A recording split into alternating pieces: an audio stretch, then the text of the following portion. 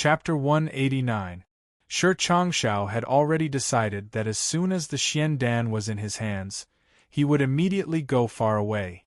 Now that his cultivation had reached the great master Xian, he had been stuck in a bottleneck for many years. However, he believed that as long as he used the Xian Dan to break through the bottleneck, he would be able to reach new heights. Shi Changshao was confident that he would be able to fight against the great master Mo Wentian at that time. In fact, he might even be able to challenge the great master Li Jutian. Therefore, he would be able to rise to the top of the 8 great masters. If he was successful, Shi Changshao would be on the same level as Yun Bichen. He would be at the top of the world. Even the Shen Ci Empire would rise in the Xian continent. They would become the top of the continent, because among the 8 great masters, only Shi Changshao belonged to his own country. Shi Changshao's blood couldn't help but boil as he thought about this. This was also the main reason why Shi Changshao didn't hesitate to owe the solitary eagle a big favor. The 3rd, 6th, and 9th elders were experienced, and couldn't help but be alarmed when they saw that the solitary eagle didn't try to stop Shi Changshao. They raised their Xian Qi and attacked Shi Changshao with all their might. However, Shi Changshao's success was imminent, and he didn't care about them. He wanted to take the Xian Dan into his hands. The 3 elder Xian Qi had already been dispersed by him, and it would be difficult for them to recover their Xian Qi in a short period of time. As for the others, it was even more difficult for them to enter his eyes. It seemed that the situation was irreversible. Hitman Jun was also at his wits' end.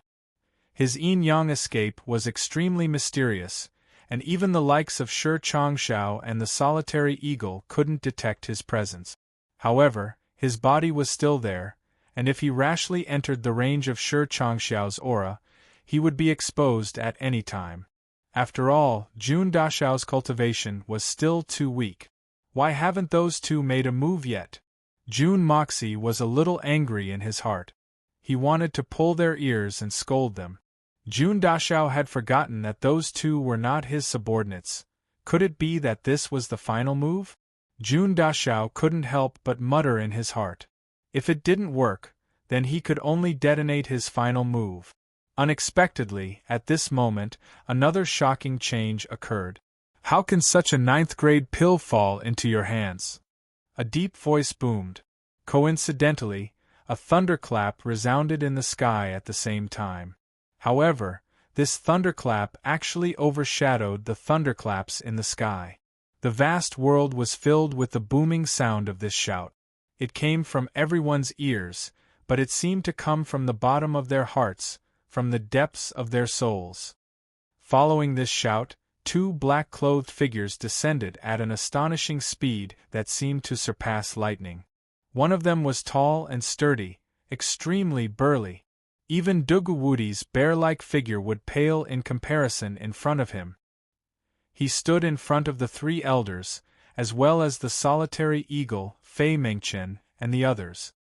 He didn't even greet them as he raised his huge fist, and ferociously sent a punch towards each of them. The other person's clothes fluttered in the air like a feather as he landed in front of Shi Changshao.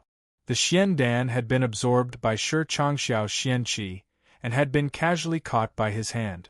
It seemed as if the Xian Dan had automatically flown into his hand. Then, his other hand slowly stretched out in a calm and dignified manner, and collided with Shi Changshao's heavy palm strike. A loud bang was heard, and Shi Changshao groaned. He staggered twice in the air and fell diagonally. The black-clothed man was also struck by Shi Changshao's powerful palm strike, and somersaulted in the air. He also groaned, and his body suddenly changed direction in midair, and flew away at an extremely fast speed. The great master of life and death, Shi Changshao, had been repelled by his palm strike. Success. Let's go. Jun Moxie was startled by the unforeseen event at this moment. His mind turned at lightning speed, and he used his spirit sense to stimulate the Hong Jun Pagoda. The Hong Jun Pagoda rotated with a schwa sound, and a rich spiritual energy gushed out. Then, it was withdrawn as soon as it came into contact with the spiritual energy. Everything around him returned to normal.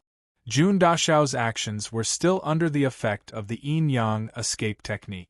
Even the brilliant experts like Shi Changshao, Solitary Eagle, and the others hadn't been aware of it.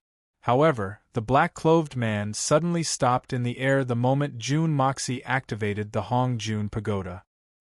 He seemed to have turned his head, and his eyes sparkled with desire. However, his speed didn't slow down. Even the bear-like brawny man's body trembled the moment the Hong Jun Pagoda was activated. He raised his eyes and looked around. The black-clothed man with thick eyebrows was having a great time fighting with the other great masters, Shen Xian. He didn't even try to dodge or evade. Instead, he punched and kicked him. His sturdy body was punched dozens of times by the other great masters. Fei Mingchen and the third elder were also punched once or twice by him. Those who were hit by one or two of the black-clothed man's moves almost had to throw away their pride and cry out twice to relieve the pain in their bodies. However, the black-clothed man with thick eyebrows was exchanging punches for punches. Naturally, the number of moves he received was several times more than that of the third elder and the others. However, he still acted as if nothing had happened to him even though he had received so many heavy punches and kicks. When he heard the other black-clothed man's order to retreat, he actually puffed out his chest like a raging bull and charged forward forcefully. Then, he continued to receive punches all the way. Everyone attacked at the same time. Everyone was confident that as long as this man dodged any of their attacks, they would be able to make him stay here forever. However, something happened that left everyone dumbfounded. The punches and kicks landed on the black-clothed man's body. The sound of the punches and kicks was so loud that even the people standing at the side could feel it. However, this guy didn't seem to care at all. It was only when he had run out of the crowd's encirclement that he let out a loud roar. Then, he twisted his buttocks and spat out a mouthful of blood. Then, he continued to run wildly, leaving a trail of dust in his wake. Solitary Eagle, Fei Mingchen, and the other two great elders looked at each other in shock. This person's Xian Qi cultivation level was extremely high, and should have reached the level of Shen Xian. Although it was quite rare for him to have such a cultivation level, he was still no match for Solitary Eagle even though he was slightly higher than Fei Mingchen. This was something that everyone present could clearly feel.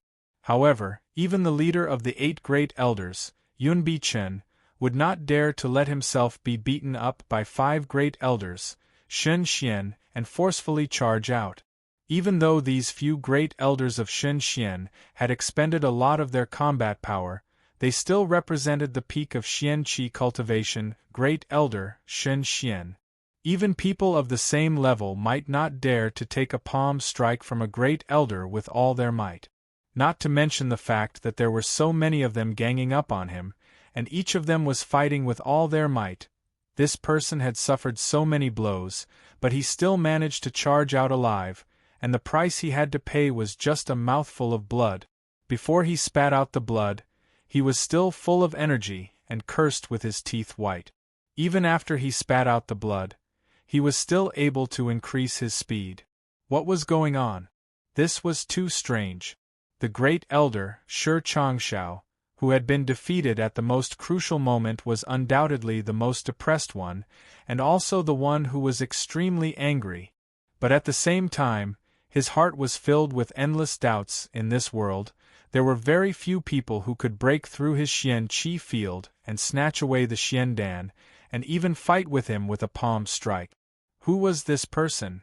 The only thing he could be sure of was that this person was definitely not one of the 8 great masters that he was familiar with.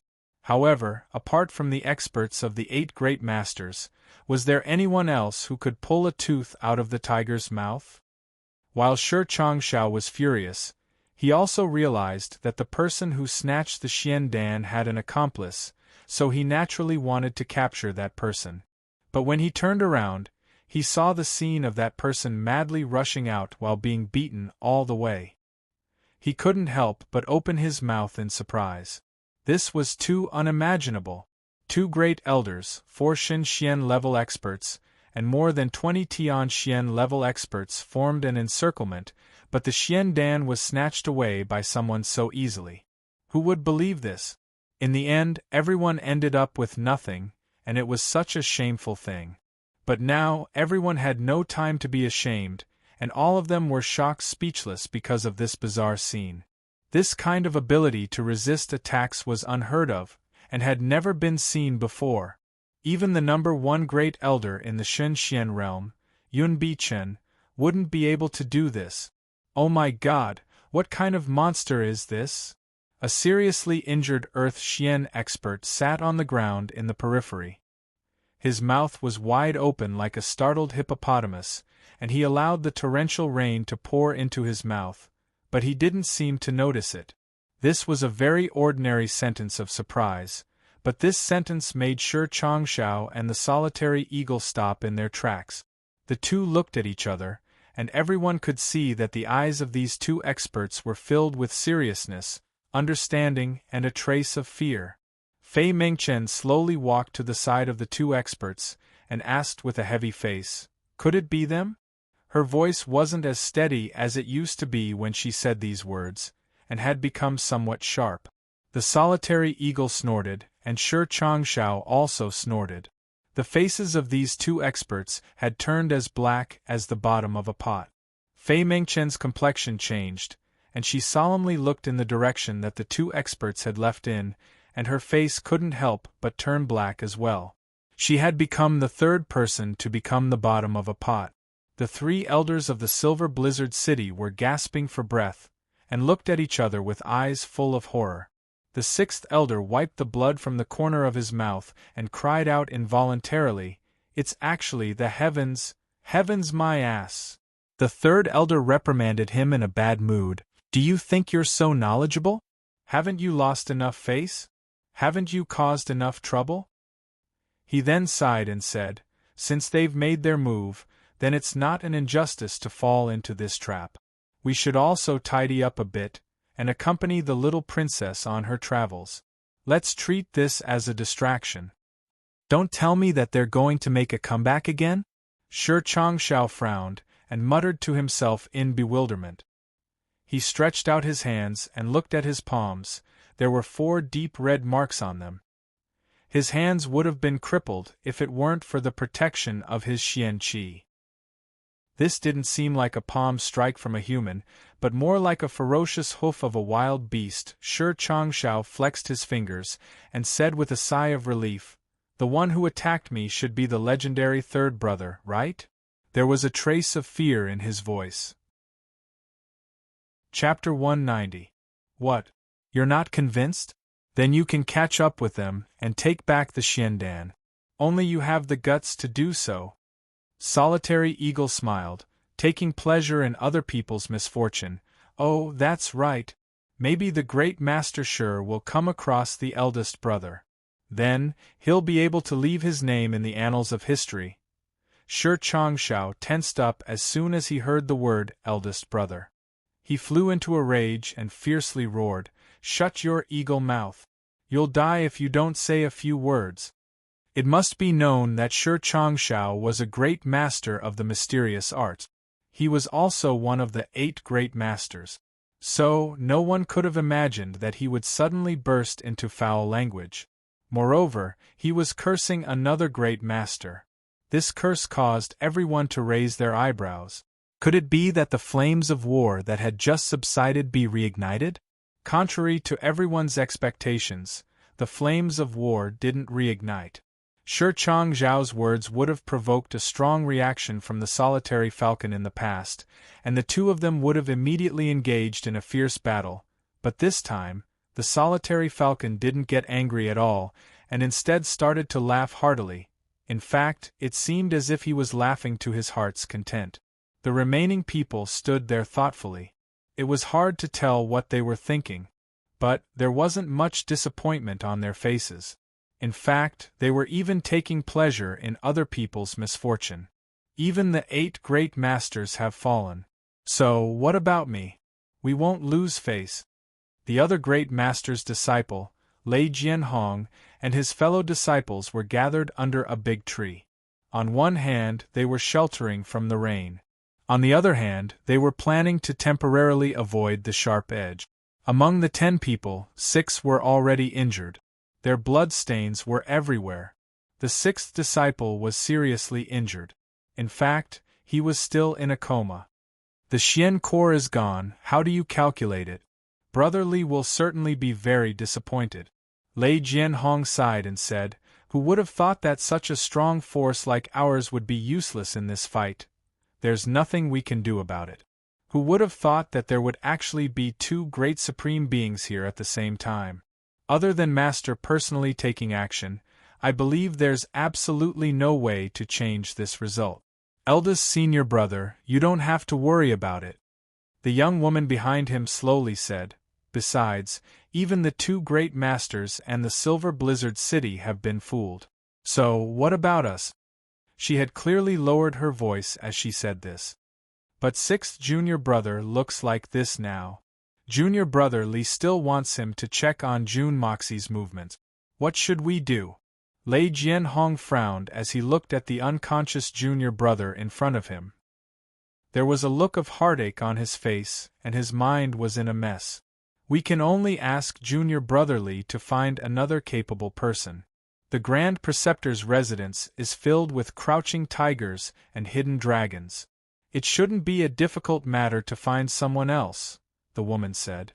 If there really isn't a suitable person, then I'll be in charge. That's the only way. Lei Jianhong sighed and frowned. In fact, I'm most interested in finding out who the 2 people who obtained the Xiandan are. How can they be so valiant? I believe that the number of people with such cultivation can be counted on one's fingers. How come I don't have any impression of them? What's even more strange is that Solitary Eagle and Shi Changshao didn't fall into a disadvantageous position. So, why didn't they pursue them? Solitary Eagle didn't pursue them. After all, his original intention wasn't to obtain the Xiandan. But Shi Changshao didn't pursue them. This is very puzzling. If he didn't really want to obtain the Xiandan, then why did he fight to the death? Senior brother is right. I believe that the strength of those 2 people is inferior to that of Solitary Eagle and Shi Changshao. But they're certainly on the same level as Xin Xian. We may not know such experts, but we certainly haven't heard of them. Their origins are truly unimaginable. The woman's willowy eyebrows wrinkled as she doubtfully said, but why does it seem that Shi Changshao is afraid of these 2 people? Perhaps there's someone behind them that Shi Changshao can't afford to provoke? Is there really someone in this world that the 8 great masters don't dare to provoke? Lei Jianhong frowned. Naturally, none of his fellow disciples present could answer this question. However, his words had already attracted the attention of Jun Moxie. He had been hiding nearby when he had heard that they were Li Yuran's fellow disciples. Jun Dashao's hands had already been itching to get rid of them, and he had also heard that Li Yuran had ordered them to keep an eye on him. Jun Dashao couldn't help but feel his murderous intent overflowing. The rain had finally subsided a little. Imperial Tutor Shi, Solitary Eagle, we have offended the Silver Blizzard City today. If we are fated to meet again, we 3 brothers will prepare some fragrant tea as an apology. The 3rd elder took a step forward and said in a clear voice, we 3 brothers will take our leave if the 2 great masters don't have anything else to say. The shadows of people swayed in the distance as he spoke. Several groups of people had already left one after another. It could be seen that these people belonged to the major families of the city. In fact, some of them were even part of the army. These people were the latecomers, and had been lying in wait. It was obvious that Xiandan was hopeless. They had been drenched in the rain for half a night in vain. So, they returned home one after another. Shi Changshao crossed his hands behind his back. He didn't even look at those people who had left. He indifferently said, every man for himself, and the heavens will destroy him. You 3 elders don't need to take it to heart. The Silver Blizzard City's snow tea is of the highest quality. Maybe we'll have a cup of it someday. The three of them chuckled and flew up to join the other four. Then, they slowly walked away. A long and loud whistle was heard. It was the solitary eagle. He flew away like a divine eagle. He didn't even greet them. In fact, he was only a small black dot in the distance. His voice could be heard from afar. The Silver Blizzard City's people are trying to fool me with a cup of tea. I'm not happy. Tell Han Feng Shui that I'll come and find him. Lei Wu Bei's disciples, I'll be waiting for him to come and cause trouble for me. His voice was still echoing in the air, but he had already disappeared without a trace. Solitary Eagle, pay attention to any news from that side, Shi Changshao hurriedly said. He didn't know if the solitary eagle had heard him, but no sound came back. Fei Mingchen chuckled and waved her hand. Then, she leisurely walked away. He had traveled thousands of miles from the Yu-Tang Empire to Tianxiang City. One of the main reasons he had come here was to find the Xiandan. But the Xiandan had disappeared. And it seemed as if he didn't care about it at all. He had left in a carefree manner. He had lived up to his reputation as a wise man. Shi Changshao looked up to the sky and sighed. He thought, I'll have to find Yun Bichen and Li Ju Tian to discuss countermeasures if they're the ones who have left. The more he thought about it, the more worried he became. And the more he thought about it, the Xiandan had almost been within his reach. But it had been gone. And he couldn't help but feel disappointed and frustrated. Sovereign. A Tianxian expert stood respectfully in front of Shi Changshao. You go back to the heavenly bestowment city. There's no need for you here. This old man has something to do. I'll return in a moment. Shi Changshao pondered for a long time. Then, he said, Yes. The six respectfully accepted the order. Then, four of them helped the two injured men up. They fiercely glared at Lei Wu Bei's disciples. Then, they saluted to bid farewell to Shi Changshao, and disappeared into the heavy curtain of rain. Shi Changshao clasped his hands behind his back. He slowly paced a few steps in the field. His thin figure seemed lonely in the heavy rain. He looked desolate and helpless. He suddenly sighed and waved his hand. A white light shot out from his hand, and fell into Lei Jianhong's hand. Shi Changshao's body flashed a few times. The first time he flashed, he was already 30 meters away. The next time he flashed, his silhouette had become blurred, and then disappeared. Lei Jianhong focused his eyes, and saw a small jade bottle in his hand. A few words were written on its surface. Resurrection liquid. He couldn't help but feel overjoyed. He was about to open his mouth to express his gratitude when Shi Changshao disappeared without a trace. This resurrection liquid was Shi Changshao's secret medicine. It might not be able to bring the dead back to life, but it was a miraculous medicine. The sixth brother's Dantian would have been damaged, and he would have been crippled. But he would have been able to preserve his life with this medicine. Lei Jianhong hastily called out to his fellow disciples. They carefully lifted the unconscious sixth brother's body, and were about to open the jade bottle. Suddenly, a great sense of foreboding arose in their hearts. Lei Jianhong was Lei Wu Bei's first disciple. His body flashed, and he narrowly avoided the fatal blow. Several pitiful screams echoed. The four people who had gathered together started to bleed from their noses and mouth. They fell forward without uttering a single sound. Each of them had a dainty throwing knife inserted deep into their back. Only the handle of the knife was left exposed. It seemed that the knives had pierced their hearts. One knife to take their lives, one knife to end their lives.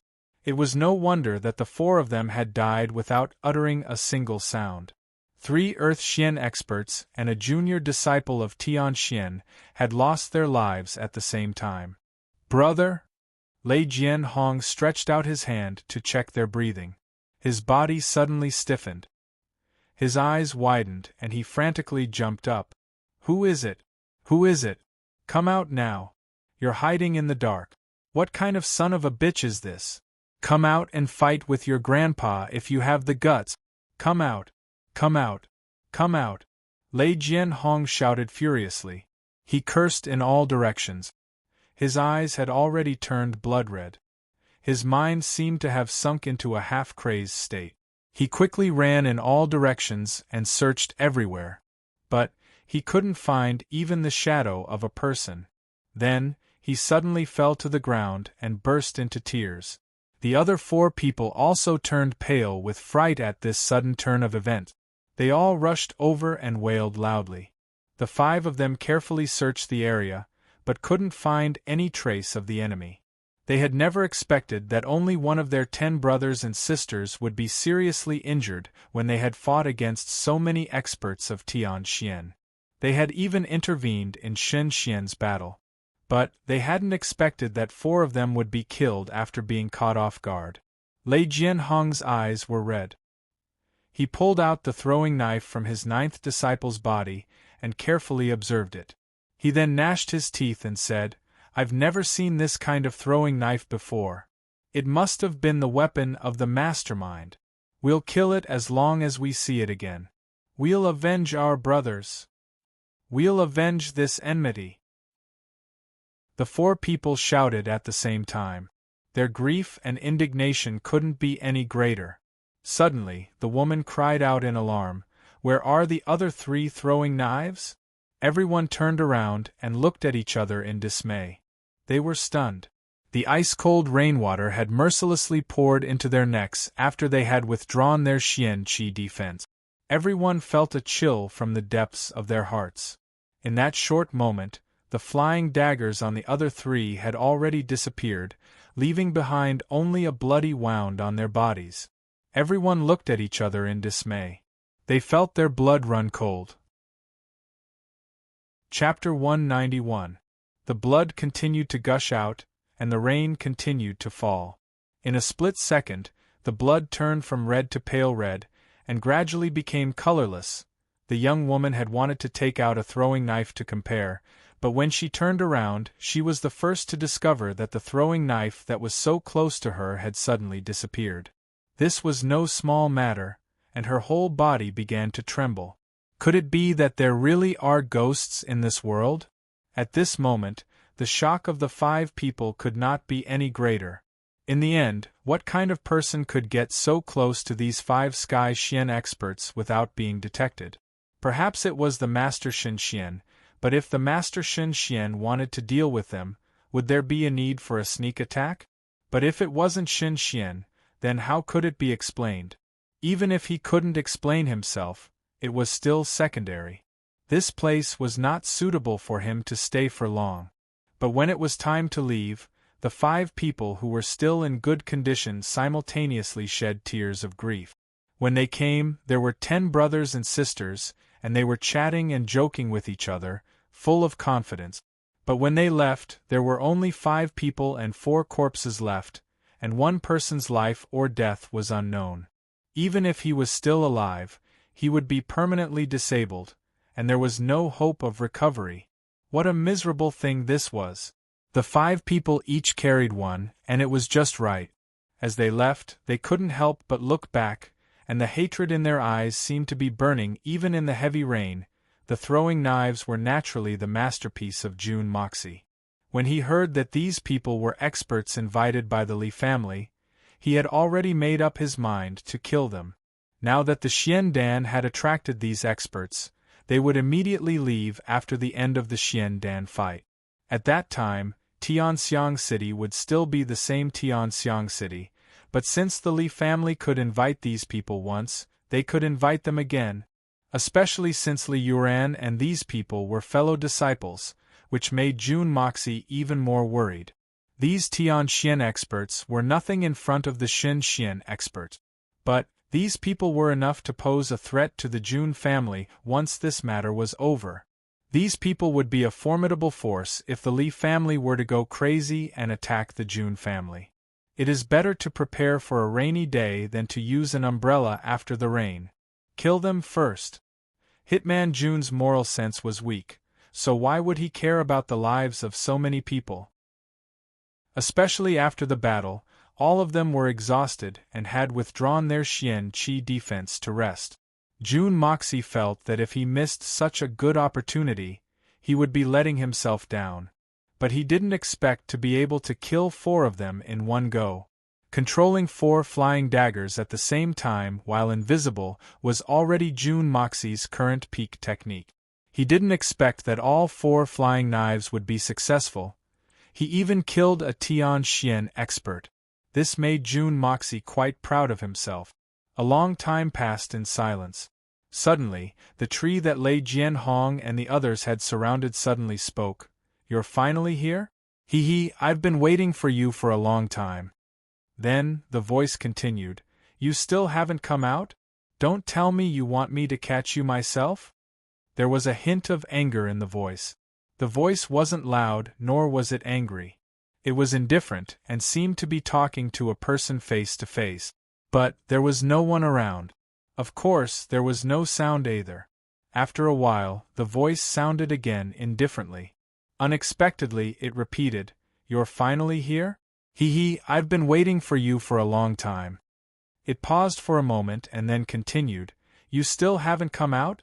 Don't tell me you want me to catch you myself?" It repeated itself again after a while. Still, no one answered. He would repeat it every once in a while. He wasn't impatient, nor annoyed. But it was reckoned that someone would have gone insane if they'd been listening to his emotionless voice. After he persistently repeated it more than 10 times, there was finally a response. 2 black-clothed men appeared in the field like ghosts. Their faces were full of amazement. They had thought that there were people in this world who could discover them. But those people couldn't be more than a handful of people. They hadn't expected that one of them would appear here. Moreover, the 2 of them had been discovered when they were about 100 feet away from this place. Moreover, it was raining heavily in such bad weather. This was simply unimaginable. One of the sturdy black-clothed men raised his thick eyebrows. Then, he opened his wide and thick lips and said in a daze, "Who are you? How did you know that we've arrived? Don't play tricks with me.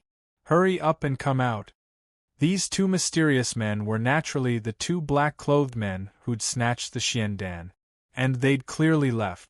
During the process of snatching the Xiandan, Jun Moxie had suddenly activated the Hongjun Pagoda in order to ascertain their identities, and to lure them to come and meet up again. The reason why Jun Dashao was so sure that they'd come back for a second time was very simple. Previously, when the world's purest spiritual energy had suddenly emerged, Shi Changshao and the other Xian realm experts hadn't noticed it. But these 2 mysterious men had already sensed it with exceptional sensitivity. In fact, if they hadn't sensed it, Jun Dashao wouldn't have waited here. Naturally, if no one had sensed it, then the scheme that Jun Moxie had painstakingly laid out could be declared a failure. Although the 2 mysterious men had sensed the aura that they desired the most, there had been too many opponents at that time. Moreover, the person who'd released the aura hadn't actually appeared. So, they had no choice but to retreat first. But the 2 of them were suspicious. Although this person hadn't appeared immediately, he'd released such an aura. Moreover, he'd retracted it after just one touch. Presumably, he'd had other tricks up his sleeves. Or, perhaps, he'd wanted to greet the 2 of them. Due to their desire for the pure spiritual energy, even though they knew that there was a certain amount of risk involved, they still had to try it. Therefore, the 2 of them had waited until everyone had dispersed before sneaking back. And they'd come back again. After all, to them, the spiritual energy that had been emitted by that hidden expert was the most tempting thing in the world. They believed that there wouldn't be any miraculous elixirs or heavenly treasures that could attract them more than this. Therefore, once they'd discovered it, they wouldn't let it go. This was exactly what Jun Dashao had expected. And this was also Jun Moxie's main objective. Compared to luring them to come here, luring a large number of experts into a great battle, crippling the strength of the Li family and the Silver Blizzard City's experts, successfully killing Lei Jianhong, and even finding a way to use the level 9 Xiandan, all of these had become insignificant. Because their arrival could perhaps resolve the Jun family's biggest disaster if they were lucky. In fact, they could at least delay the arrival of that disaster. The reason for this was Jun Dashao's operation of his trump card. Now that these people had arrived, it was time for Jun Moxie to turn the clouds with one hand and rain with the other. I don't know if my wish will come true. A burst of laughter resounded in front of the two mysterious men. It was deep and powerful, but it was filled with a strange feeling. There wasn't even a shadow of a person in front of them apart from a big tree. But this voice was clearly in front of them. These two men's origins were admittedly very strange. But they had never seen such a supernatural event before. They took a step back and placed their palms across their chests as if they were facing a formidable enemy. "Who the hell are you? Come out." Without any warning, in front of the two mysterious black-clothed men, another black-clothed masked man suddenly appeared. It seemed as if this man had drilled out of the ground, but it also seemed as if he had materialized out of thin air. These two men weren't any weaker than the 8 great masters. But they hadn't been able to detect how this black-clothed man had appeared. Even the leader of the 8 great masters, Yun Bichen, wouldn't be able to pull off such a feat. This was extremely strange. However, these two men didn't know that even the leader of the 8 great masters, Yun Bichen, wouldn't be able to detect this sudden appearance of the yin-yang escape technique. However, the two mysterious men were more concerned about another matter than this man's appearance. That was because they had sensed that familiar, cordial, and unusually thirsty aura from this black-clothed man's body the moment he had appeared. The two men were now completely sure that this wasn't an illusion. "Who are you? What's your purpose in bringing us here?" the thin and tall man asked in a vigilant manner. "I naturally have my reasons for bringing you here." The black-clothed man's eyes flashed as he said, "I'm Feng Juqing. May I ask your names?" "You don't know our origins?" the thin and tall man asked in a puzzled manner. This man in front of him wasn't ordinary. So, he wouldn't use a fake name to deceive them. But, he had never heard of the name Feng Juqing. Could it be that we've been living in seclusion for so long that we've become ignorant? I've roughly guessed your origins, but I don't know your names. After all, it's not difficult to determine your origins, right? This black-clothed man was obviously Jun Moxie. He would have never shown himself if he hadn't ascertained the origins of these two men. "Oh, that's right. I'm Long Crane, and this is my 4th brother, Bear Mountain." The thin and tall man nodded. "So, it's Brother Feng. I've heard so much about your great name. It's a great honor to meet you in person. It's a great honor to meet you today." "What? You've heard of the name Feng Juqing?" Jun Moxie tilted his head. "This is the first time I've heard of this name. And you've heard so much about him? Did I accidentally borrow the name of a famous person?" "Of course we haven't heard of him," the burly big bear said honestly. "Isn't this the polite greeting you guys are used to saying when you meet each other? Pretending to be close? Why did you take it so seriously? I despise you." "Crap. I'm being looked down upon by a bear." "Ahem, the two of you have traveled thousands of miles to Tianxiang City. Could it be that you've come here for this peak level 9 Xiandan?" Jun Moxie touched his nose. "This isn't a peak level 9 Xiandan. Ordinary Xian Qi experts might have been fooled, but unfortunately we've been." Long Crane flipped his palm, and the Xiandan that Jun Moxie had forged appeared in his palm.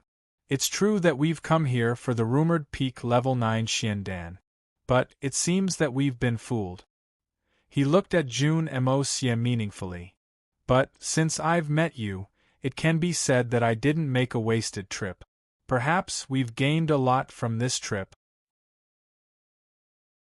Chapter 192. That's only natural.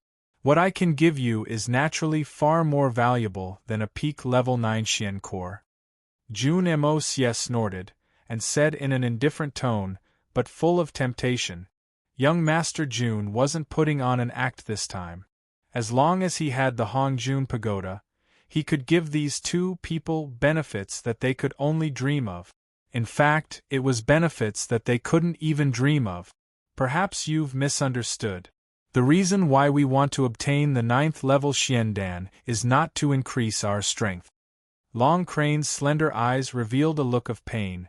What we want to do is very simple. We want to take back the Xiandan. We don't want to use it for anything special. Jun Moxie was sensitive enough to understand that the Xiandan was a Xiandan in the mouth of these two men. Is there something else? The word Xian has the meaning of Xiandan, which is completely different from automatically. Third brother, why are you talking nonsense with this brat? Brat, hurry up and hand over that treasure of yours, and I'll take it and leave. Don't make things difficult for yourself. Bear Mountain glared at Jun Moxie with his huge eyes as he spoke in a robbing tone. Otherwise, I'll slap you to death. No matter how good a treasure is, it's meaningless if you don't have the life to enjoy it.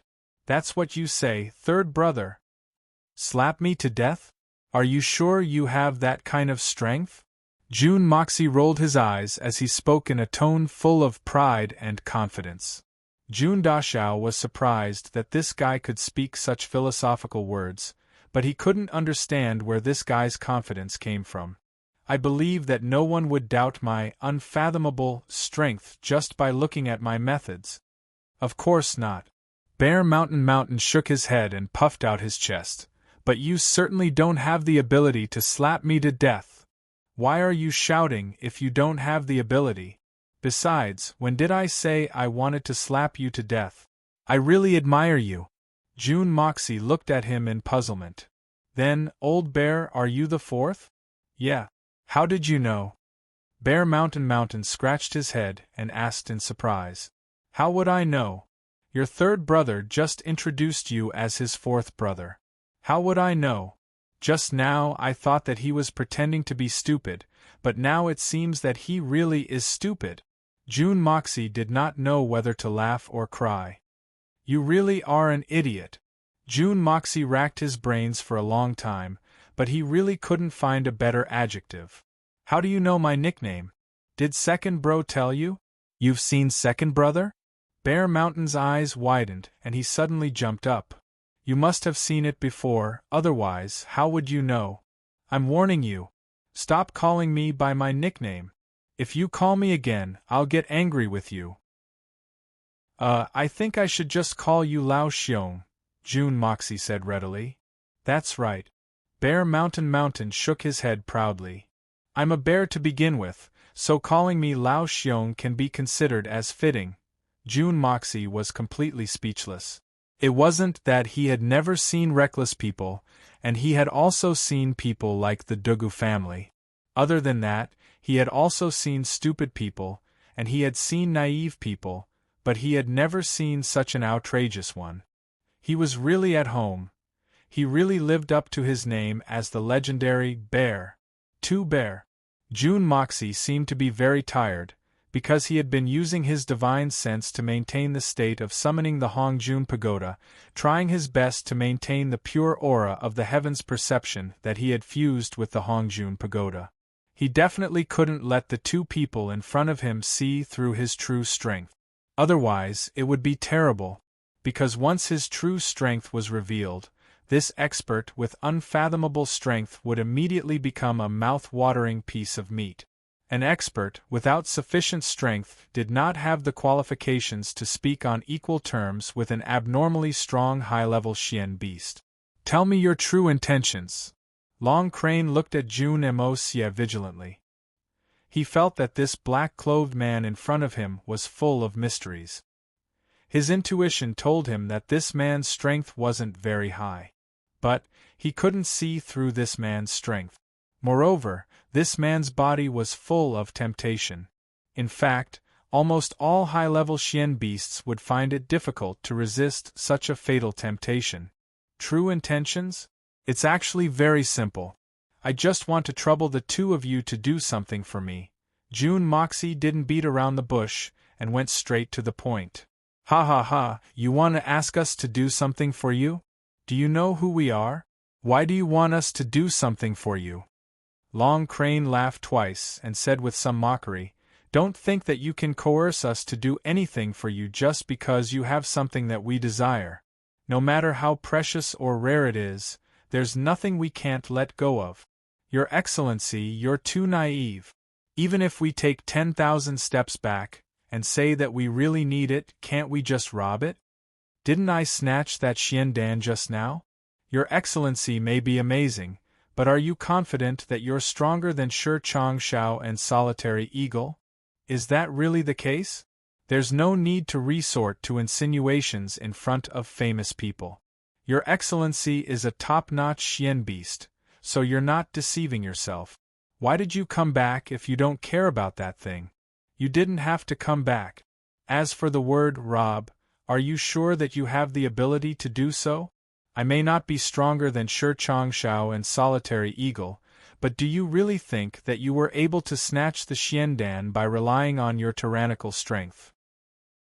Jun Dashao's tone changed, and became even more awe-inspiring. Earlier, the mysterious duo had seemed awe-inspiring, and had managed to deal with many Shen Xian and Tian Xian, and had even managed to escape with ease. Firstly, they had grasped the timing very well, and secondly, Shi Changshao and the others had fought for half a night, and their strength had been greatly reduced. Otherwise, even if they were xian beasts, and their bodies were far stronger than humans, and their strength was on par with Shun Xian's, they wouldn't have been able to escape so easily.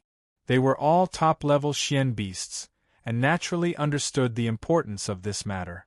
Moreover, they didn't want to speak against their conscience, and couldn't help but be at a loss for words. Jun Dashao was also a sensible person, and naturally wouldn't provoke the duo any further. He chuckled and said, It's a win-win situation for both of us, so there's no need to make such a big fuss. If the two of you think that my conditions are too harsh, we can always discuss it again. As the saying goes, asking for a sky-high price, and paying the price on the ground, it's nothing more than that. Jun Dashao paused for a moment and then changed the topic.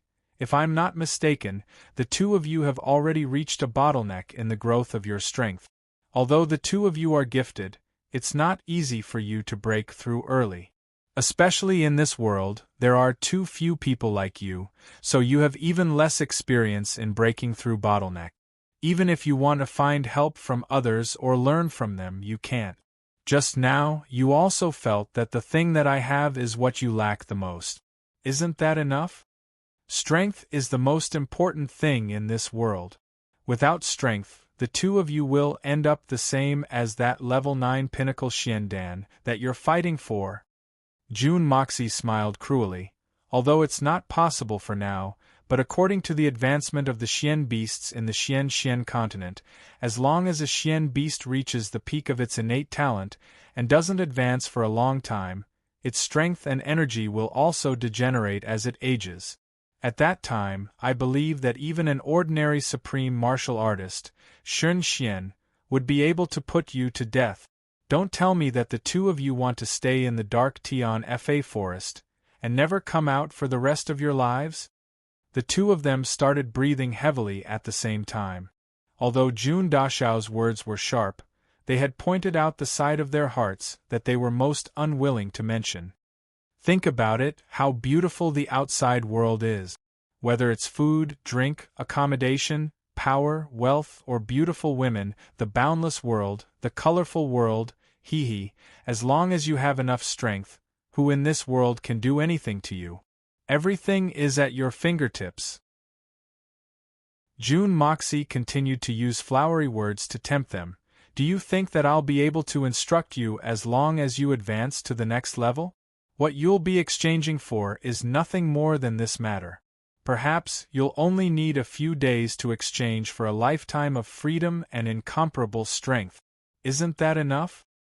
Although your words are quite reasonable, we have a habit of never doing things for the weak. Why would we listen to the orders of a weakling if you can't subdue us, and show that you're stronger than us? Long Crane's eyes flickered as he thought for a long time.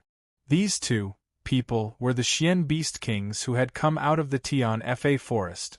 The top-notch Xian beasts had their own dignity.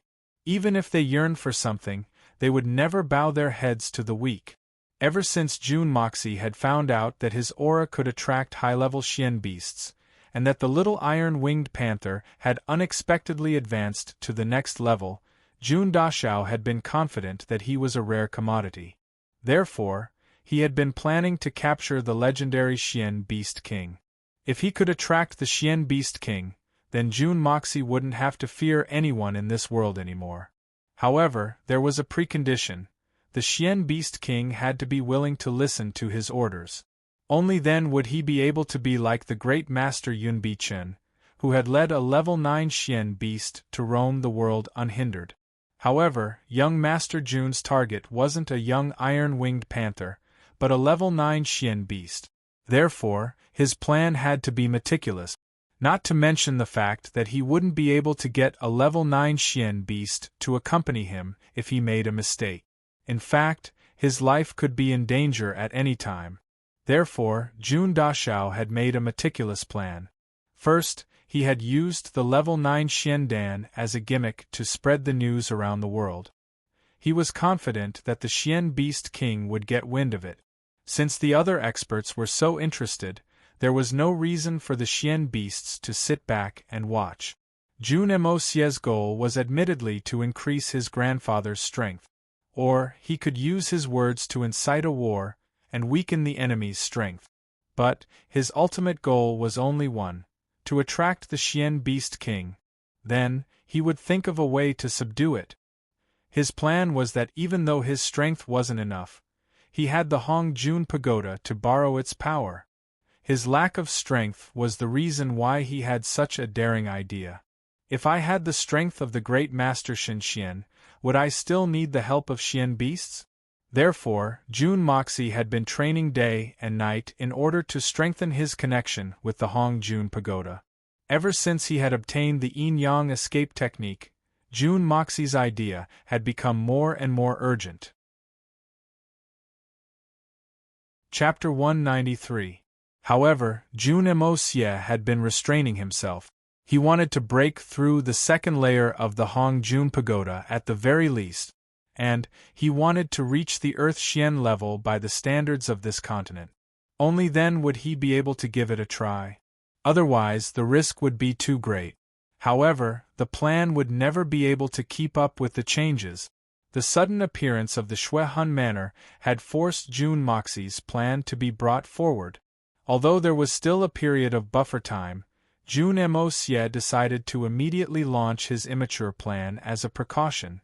Perhaps this plan was also one of the reasons why Jun Moxie dared to confront the Shuehun Manor.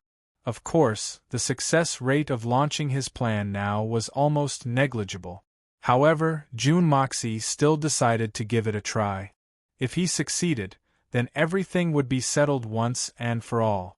If he failed, then the Jun family and the Shuehun Manor would rather die in glory than live in dishonor. In Jun Moxie's mind, it was no big deal to die a man's death like a bird. F***ck off. It's just a life, do you really need to cherish it so much? However, Jun Moxie had never imagined that his plan would actually succeed. Not only did the great master Shinxian get involved, but 2 of the legendary 8 great masters had also come. After the big fight, everything went according to his plan. The most successful part was that the legendary king of the Xian beasts had finally received the news and rushed here. However, what made Jun Moxie depressed was that not only had the legendary king of the Xian beasts come, but there were also 2 of them. Moreover, these 2 king of the Xian beasts didn't have any estrangement with each other.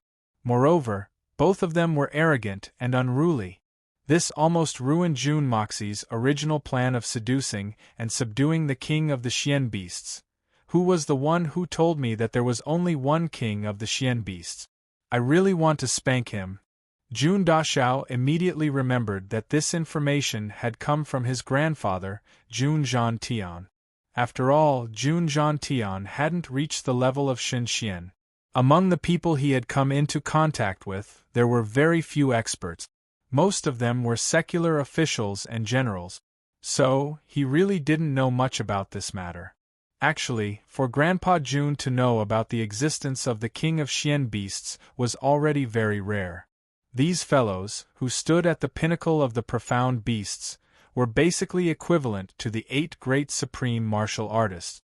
Most of them concealed their identities when they came out. Even if they came into contact with other profound practitioners, they would only come into contact with Shen Xian. Even if they came into contact with other profound practitioners, they would be easily killed by them. Naturally, no news would spread. Another reason that caused the collapse of Jun Moxie's plan was the Xian beast companion of the great master Yun Bichen. In fact, it was also a king of Xian beasts, and this matter seemed to be restricted in the special circle of Xian beast. And this matter was even more secretive. For example, Shi Changshao of the 8 great masters had temporarily stopped chasing after Long Crane when he found out about the identity of the great master Yun Bichen. All in all, Jun Dashao realized that his original intention was a little too blindly optimistic, and he had set his goal too high. Therefore, he had to settle for the next best thing. Perhaps you don't want to be my companion, but I'm very tempting. Can you help me do something for me? Moreover, you won't be able to refuse my offer. I hadn't expected that this request would be met with a rebuff. Do I need to subdue them to be strong? Isn't this King nonsense? Why would I be afraid of Li Ju Tian if I had the strength to subdue the 2 of you? I would have beaten the second great master up until his face turned red. Then, I would have stuffed that old man up his ass. Jun Dashao was speechless. He was depressed, and he was at a loss. How could he not see through Long Crane's plan? Well, let's see. Then, we brothers will do something for you if you're really strong. But we brothers won't be able to snatch your treasures if you're just a spear made of wax. And as for doing something, do something for me. A Xian beast has such a cunning mind. Jun Moxie was even more speechless and depressed. It seems that the initiative has shifted. Subdue? How do you want me to be subdued? Jun Moxie was somewhat impatient. Damn it. I'm going to explode like a tortoise, and you 2 aren't going to bow down to me? And you're still chattering with me? I'm the main character here. I can't bear this anymore. I can't bear this anymore. I can't bear this anymore. Isn't it simple? Let's fight and we'll know. Big Bear revealed a rare and treacherous expression. It was hard to believe that such an expression would appear on his incomparably simple and honest face. What nonsense are you talking about? Long Crane hastily reprimanded his 4th brother.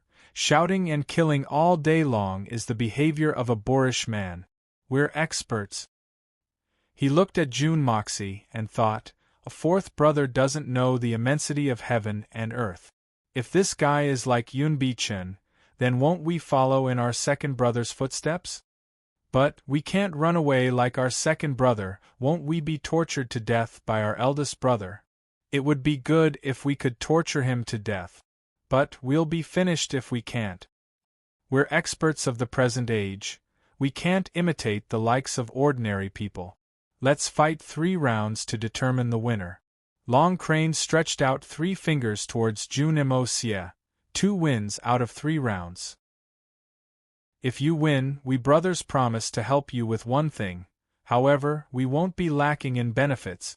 Yes, you won't be lacking in benefits if you lose. We won't help you with anything. Big Bear added enthusiastically. So, you're saying that I'll have to give you benefits regardless of whether I win or lose? Jun Moxie stared at him in disbelief. Big Bear, you're such a talent. Why don't you go into business? You'll definitely make a profit. No, you should just go and rob. The bandits will definitely respect you too as their ancestors. In fact, Jun Moxie had already agreed in his heart. Everything would be fine if he won, and they would owe him a favor if he lost. Although they might not necessarily acknowledge this favor, but he still needed to maximize the benefits first. Big Bear's thick and hairy face also turned red. He looked at Jun Moxie, and felt that his aura had become even stronger. He couldn't help but stick out his thick tongue, and licked his lips as he laughed foolishly. He rubbed his hands together and gave a thumbs up. Where did you put it? I've been searching for a long time, and I can't find it. You really have some skills. You're using your divine sense. June Moxie was startled. These two aren't stupid. I was wondering how they could be so calm. It turns out that they were secretly using their divine sense to probe me. Fortunately, I didn't give it to them for free. Otherwise, if she was really done in by a beast, it would not be good to say it. Long Crane also felt that his fourth brother's words were somewhat shameless. So, he smiled awkwardly and said, "We can change it if you have any objections. But it's impossible for us to bow our heads and obey your orders." "Who wants you to bow your heads and obey my orders? You've cultivated bitterly to reach your current realm. I don't have any other good points, but I don't force people to do things against their will." "Well, that's it. I don't care about these small benefits." June Moxie waved his hand. "But you can't propose a separate method of competition since it's a competition, right? For the sake of fairness, I'll set the question for the first round, and you'll set the question for the second round. If there's a need for a third round, then the question will be set by the winner of the second round. What do you think?" "Good. Then, what do you say for the first round?" Long Crane and Big Bear discussed it for a while, and then happily agreed. "We both have our own strengths. Do you think we'll lose to you? I'll make an action, and it doesn't matter which one of you manages to do it. Then, it'll count as my loss." June Moxie thought for a moment, and then the corners of his mouth revealed a sly smile. Good. The two men were very confident. Their Xian Qi was at the peak of their realm, and their bodies could expand or shrink at will. So, wouldn't it be easy for them to imitate someone else's actions? Long Crane's heart was bursting with confidence. "Don't talk about ordinary actions. I can even tie a knot with my neck. What's more difficult than that?" "Ha! Watch carefully," June Moxie shouted, and the two men quickly opened their eyes wide. A strange scene appeared. June Mocie's black masked body suddenly stood there calmly, and then his 2 feet slowly sank into the ground, followed by his legs, waist. And finally, his head also sank into the ground. The most amazing thing was that the ground was still flat, and there was no hole at all. His whole body had disappeared in front of the two men's eyes, and they could only watch helplessly as he disappeared. After a while, there was a sudden crashing sound at a place about 30 or 40 feet away. The two men hurriedly looked over, and saw a masked man's head grow out of the ground and then slowly rise up. Chest, abdomen, waist, legs, June Moxie had shown off in a godly manner, and there wasn't a single drop of water on his body, nor was there a single speck of mud on his body. How is this possible? Long Crane and Big Bear's eyes almost popped out of their sockets, and their eyes were like searchlights as they looked at June Moxie's body, and they swallowed their saliva at the same time. Then, they suddenly thought of something, and went to the place where June Moxie had disappeared, and punched the ground with a bang. The mud splashed everywhere, and a big hole appeared in the middle of the ground. The two men moved their heads closer and carefully examined it.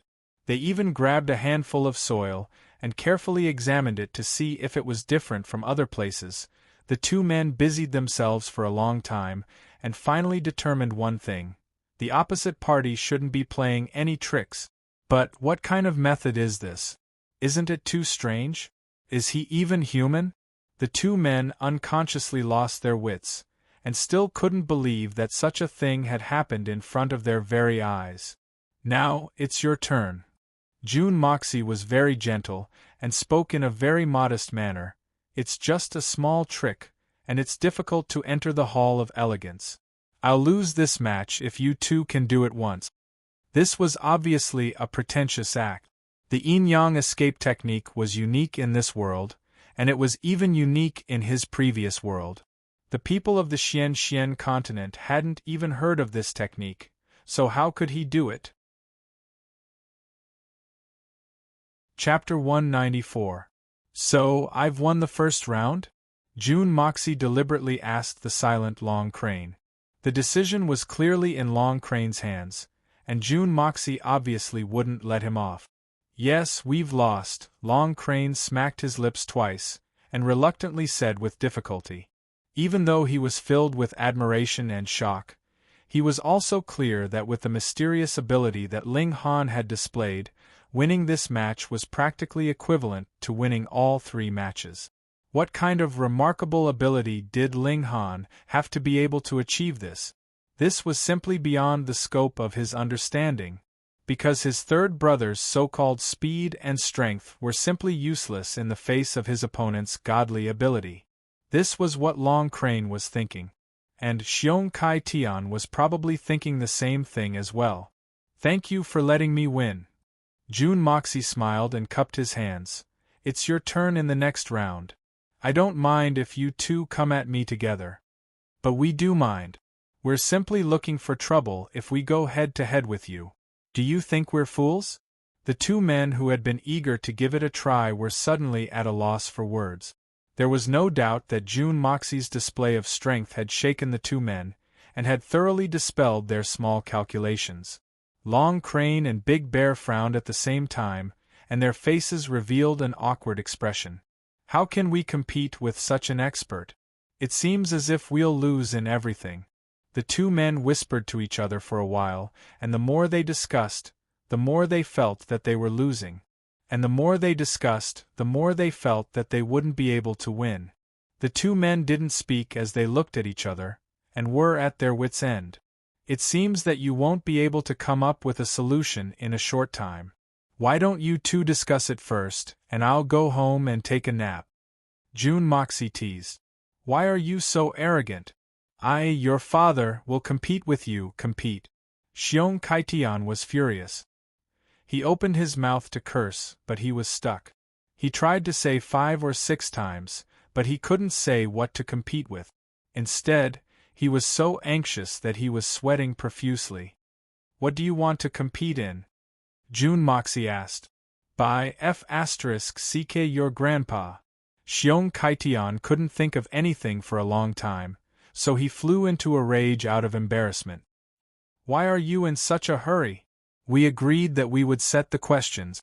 Why are you rushing us? Don't you have the demeanor of an expert? June Moxie's face was filled with black lines, and he almost fainted. F***ck my grandpa? Fortunately, he heard the next sentence. Otherwise, June Moxie would have had the urge to roast a bear paw on the spot. Demeanor of an expert?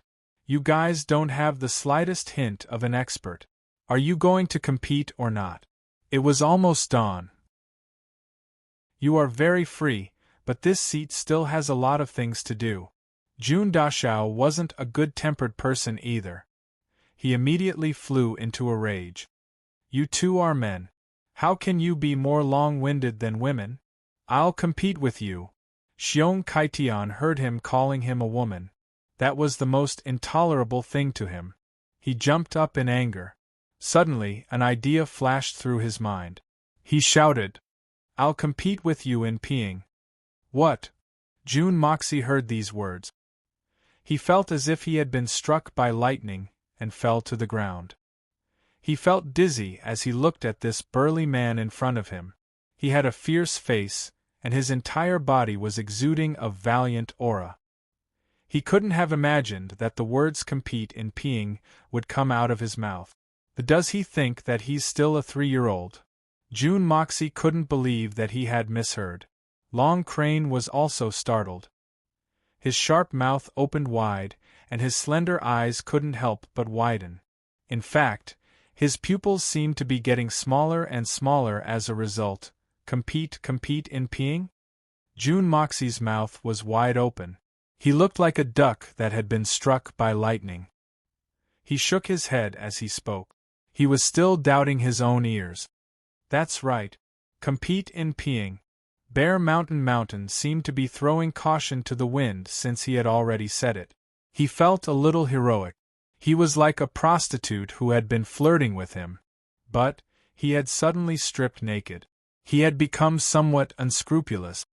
Your father, want to compete in peeing with you. How about it? We agreed that the second round of the competition would be decided by us. Do you want to go back on your word? Let's compete. How do you plan to compete? Height? Or distance? Or more? June Moxie's mouth was crooked.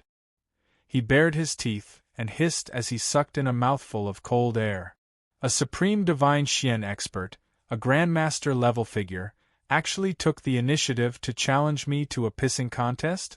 I've participated in this competition before. But I've done it before I was 3 years old. I've never done it after I was 3 years old. A big man, a male creature, in front of outsiders, took out his own things and just did that. No matter how one looked at it, it was not good to say it. This guy was too fierce. Could it be that animals, oh no, high-level Xian beasts did not care about this? What is this? But at this moment, he had no choice but to bite the bullet. Who asked him to underestimate the other party's level of shamelessness? That's not right. The crane and the bear were originally beasts. Adding on the fact that they were at the top, naturally they were worse than beasts. First, we don't compete in height. Second, we don't compete in distance. Most importantly, we don't compete in quantity.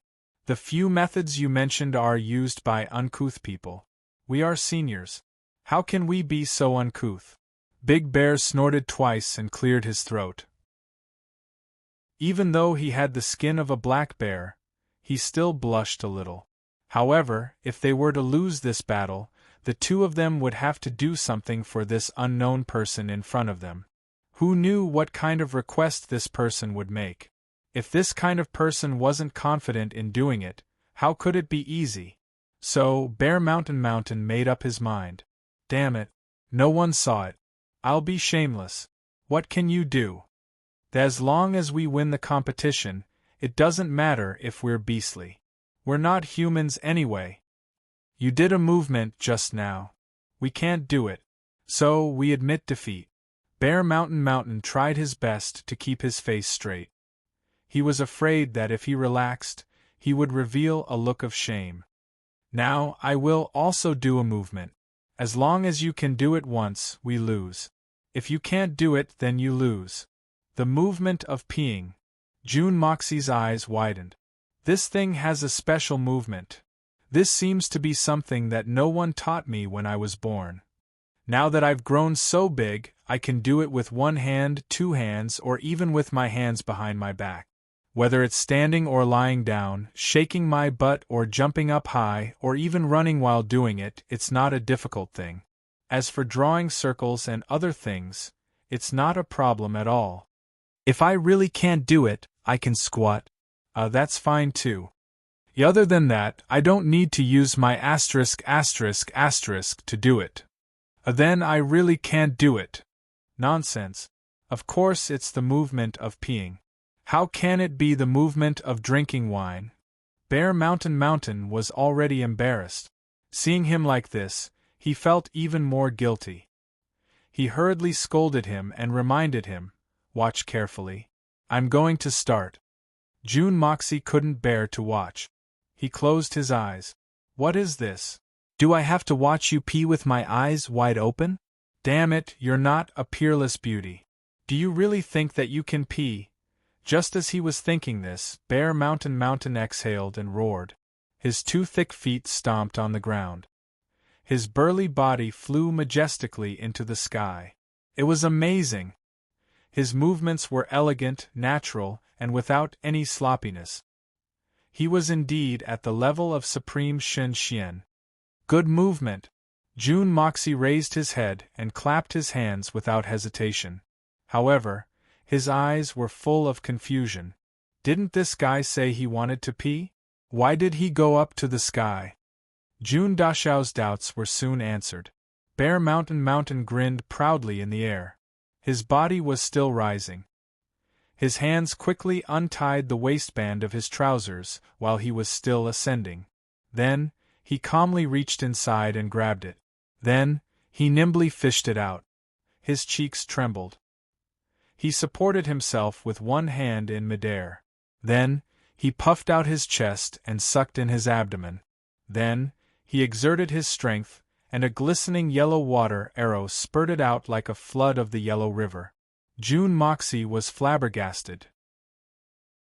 In fact, he had a strong urge to faint.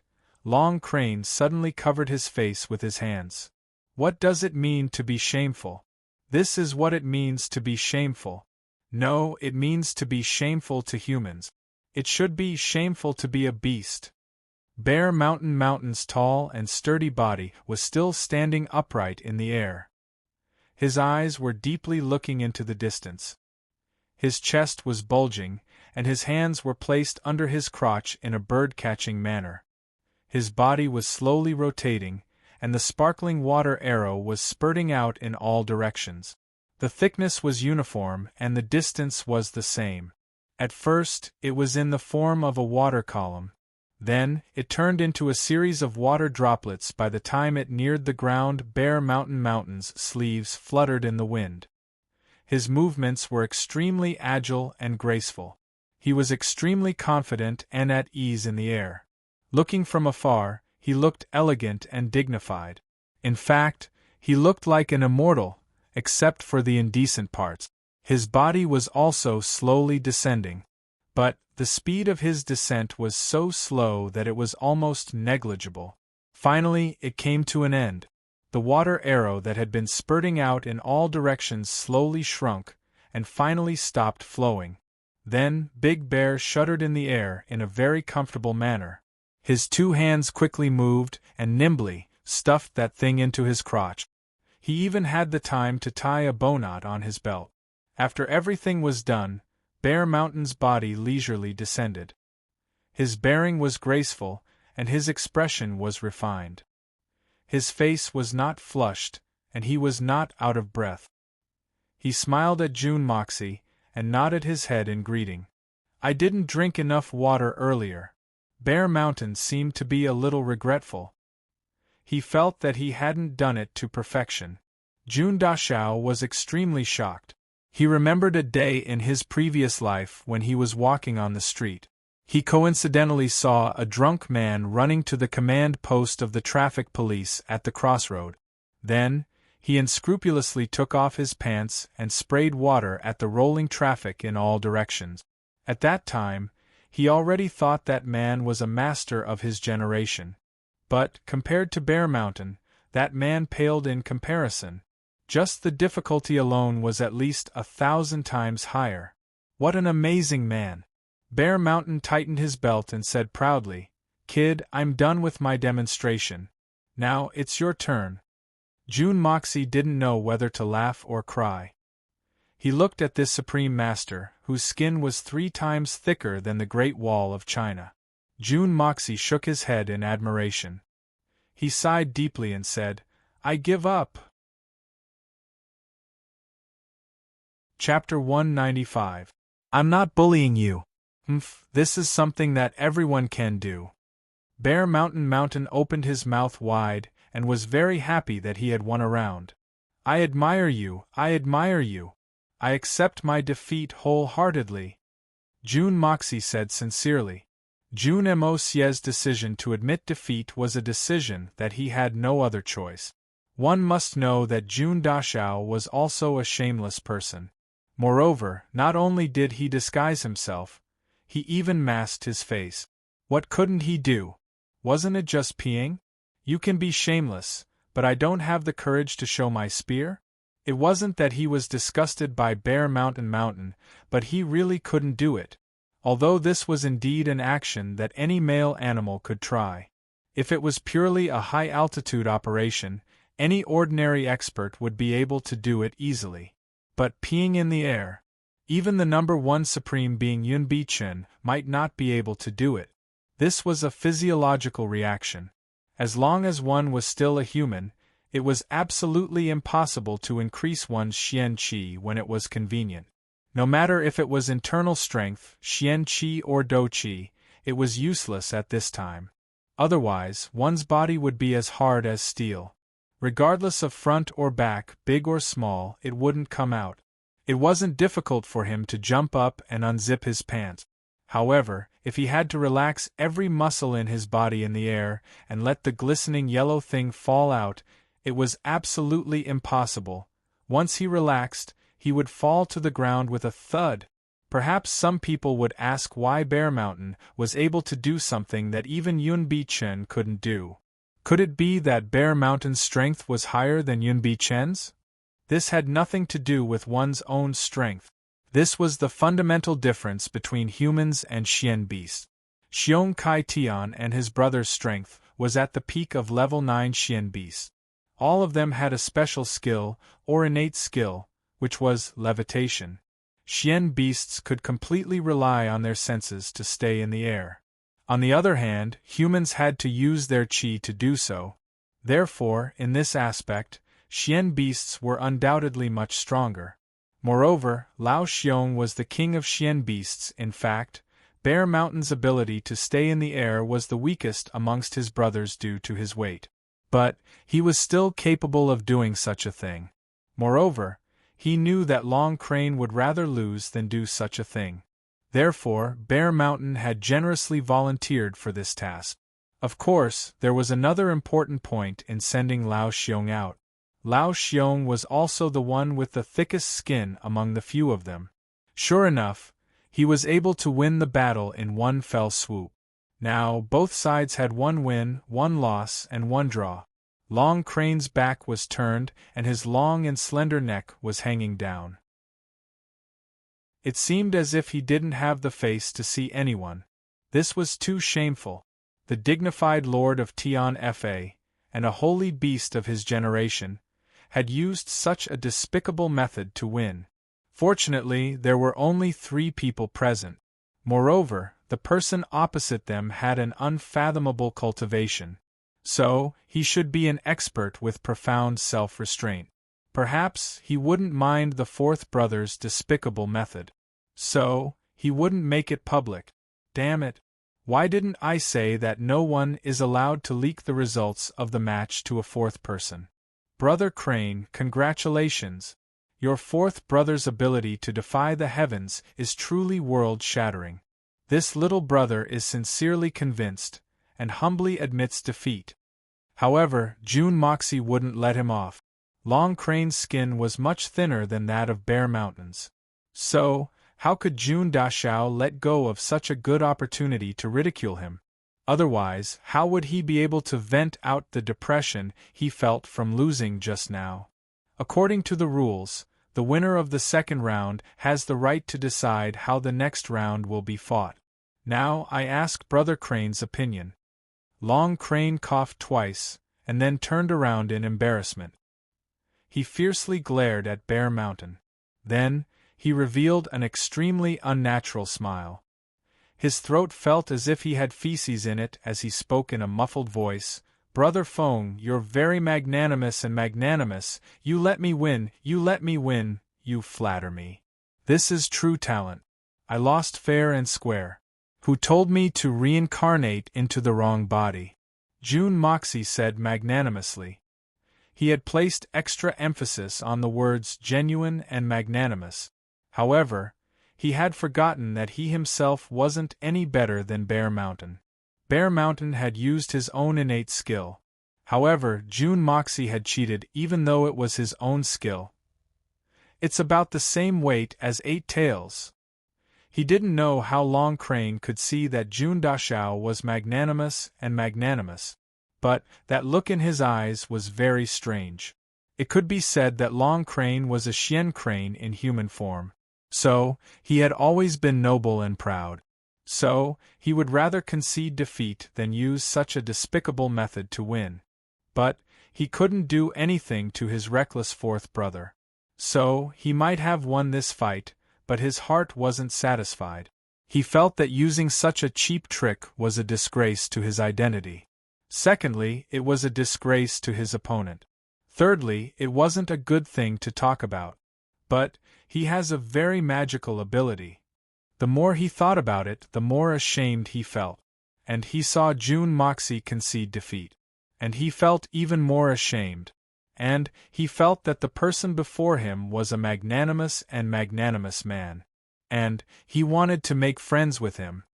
The next round, the next round. Long Crane stared at him for a long time. Then, he remembered that the next round would be decided by him. But there wasn't much to compare with. Facing such an opponent was a real headache. Especially, his opponent's confident look had made Long Crane feel a little guilty. He had a vague feeling that no matter what he competed in, it was all within his opponent's expectations. This was the second time in Long Crane's long life that he had felt this way. The first time was when he had faced Yunbi Chen. Long Crane suddenly felt a chill in his heart. Could it be that this person is comparable to Yunbi Chen? Bear Mountain stupidly squeezed his way forward.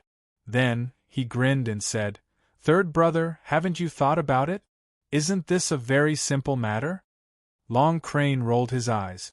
He wasn't interested in talking to this guy. "Don't tell me you have a way?" June Moxie looked at him with interest. "Do I still need to think about it?" Bear Mountain shook his head. "The next round will be a pissing contest. Isn't that enough? This guy has tasted the sweetness. He's shameless to the end."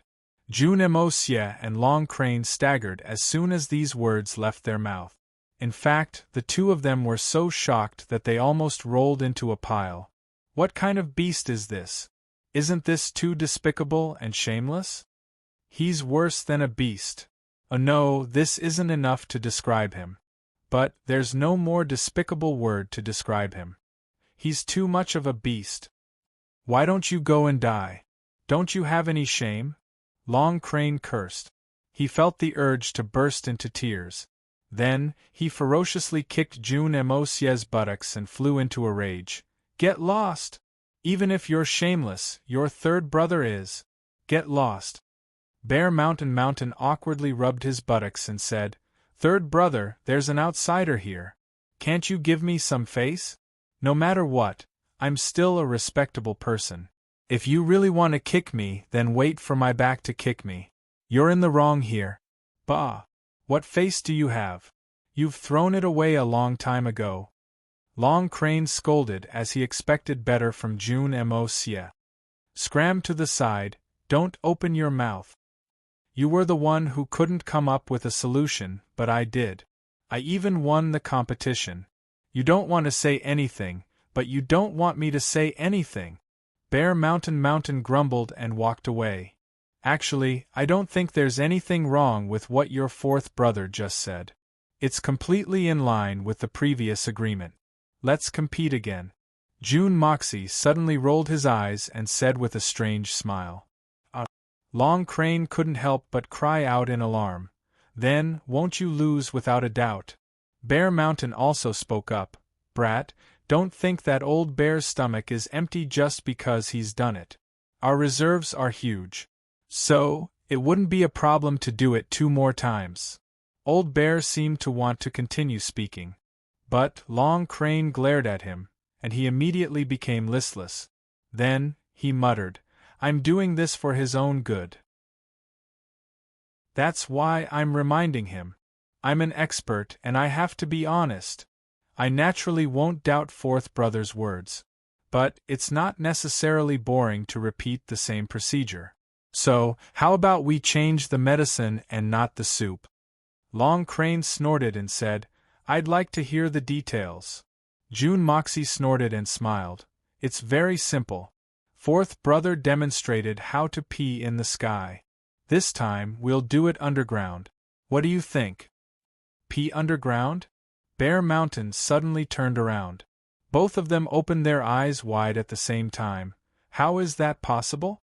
Once a person goes underground, it's already a miracle that they don't suffocate to death.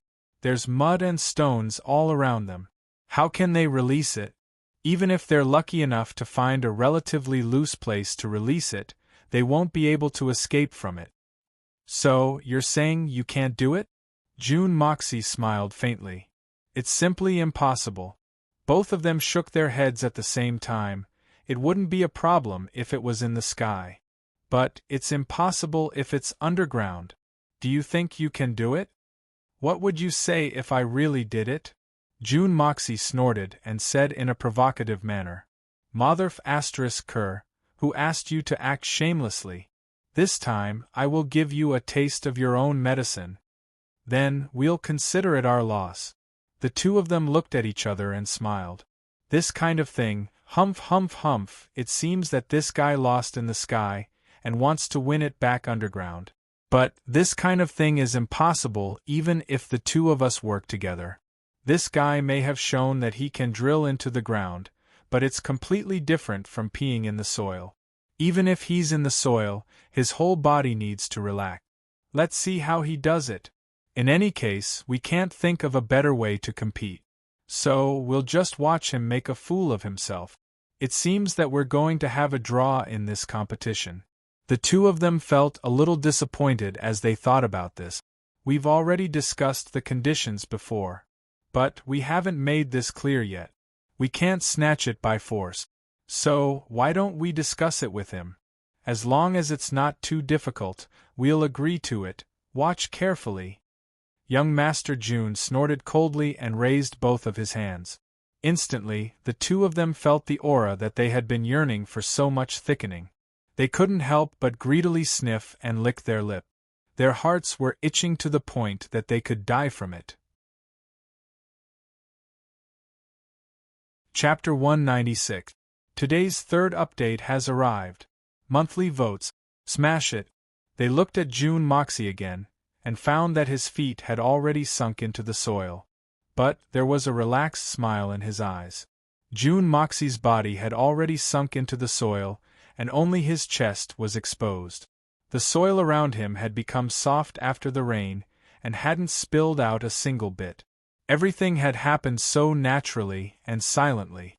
June Moxie snorted, and suddenly, a sparkling arrow of water sprayed out from the ground 3 feet in front of him. It splashed out with a high-spirited momentum, and carried a unique masculine smell as it splashed onto the two men's bodies. The two men's complexions changed, and they hastily covered their noses with their hands. Their eyes were full of disbelief. He really did it. That water arrow was obviously created by the torrent of water, and it didn't seem like he was cheating. June Moxie pulled himself out and asked, "How was it?" The two men looked at each other, and then hung their heads dejectedly. "You're good, we admit defeat." June Moxie breathed a big sigh of relief. It's finally done. But, he didn't know that the two men on the opposite side were also very relieved. We've finally lost. It was admittedly difficult to win, but the losers were also very eager to lose. This kind of bet was really rare. What do you want us to do? Long Crane frowned and said, "We're willing to accept defeat, but I want to remind you that we can only do one thing for you. And it's only one thing. Moreover, you can't default on what you've promised us. You can't default on any reason. That's natural. As long as you accomplish my task, I'll naturally give you the reward you deserve." June Moxie extended his hand towards Long Crane, and smiled as a greeting. Long Crane looked at him with a puzzled expression, and slowly extended his hand to shake. Long Crane's body shook as the two hands came into contact with each other. Then, an indescribable look of pleasant surprise appeared on his face. Then, he closed his eyes with a look of enjoyment on his face.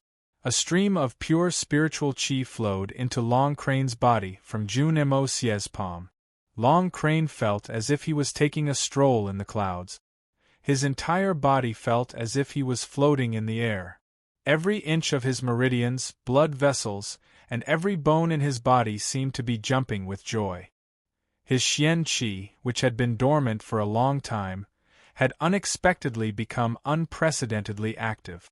Long Crane could feel that his Xian Qi would break through the bottleneck in one fell swoop as long as his Xian Qi remained active. The pleasure came in waves, and it was simply too intoxicating. God, what if I can't feel this kind of pleasure in the future? Why don't I discuss with him and help him do a few more things? Long Crane, who had always been calm and collected, trembled with excitement. How many years had it been since he had made any progress? Just thinking about it makes me cry tears of bitterness. I'll reach the peak of my strength in 30 years if I don't make a breakthrough. Then I'll slowly slip away. It'll be too late even if I get the opportunity by that time. Bear Mountain was dumbfounded. What's wrong with third brother? Isn't it just a handshake? Why is he so intoxicated? Long Crane felt that his cultivation was gradually rising to the peak. But he suddenly felt his hand go empty. His xian qi went from boiling to freezing point with a bang. It was so uncomfortable that he almost went crazy. June Moxie withdrew his hand and looked at him with a smile. How is it?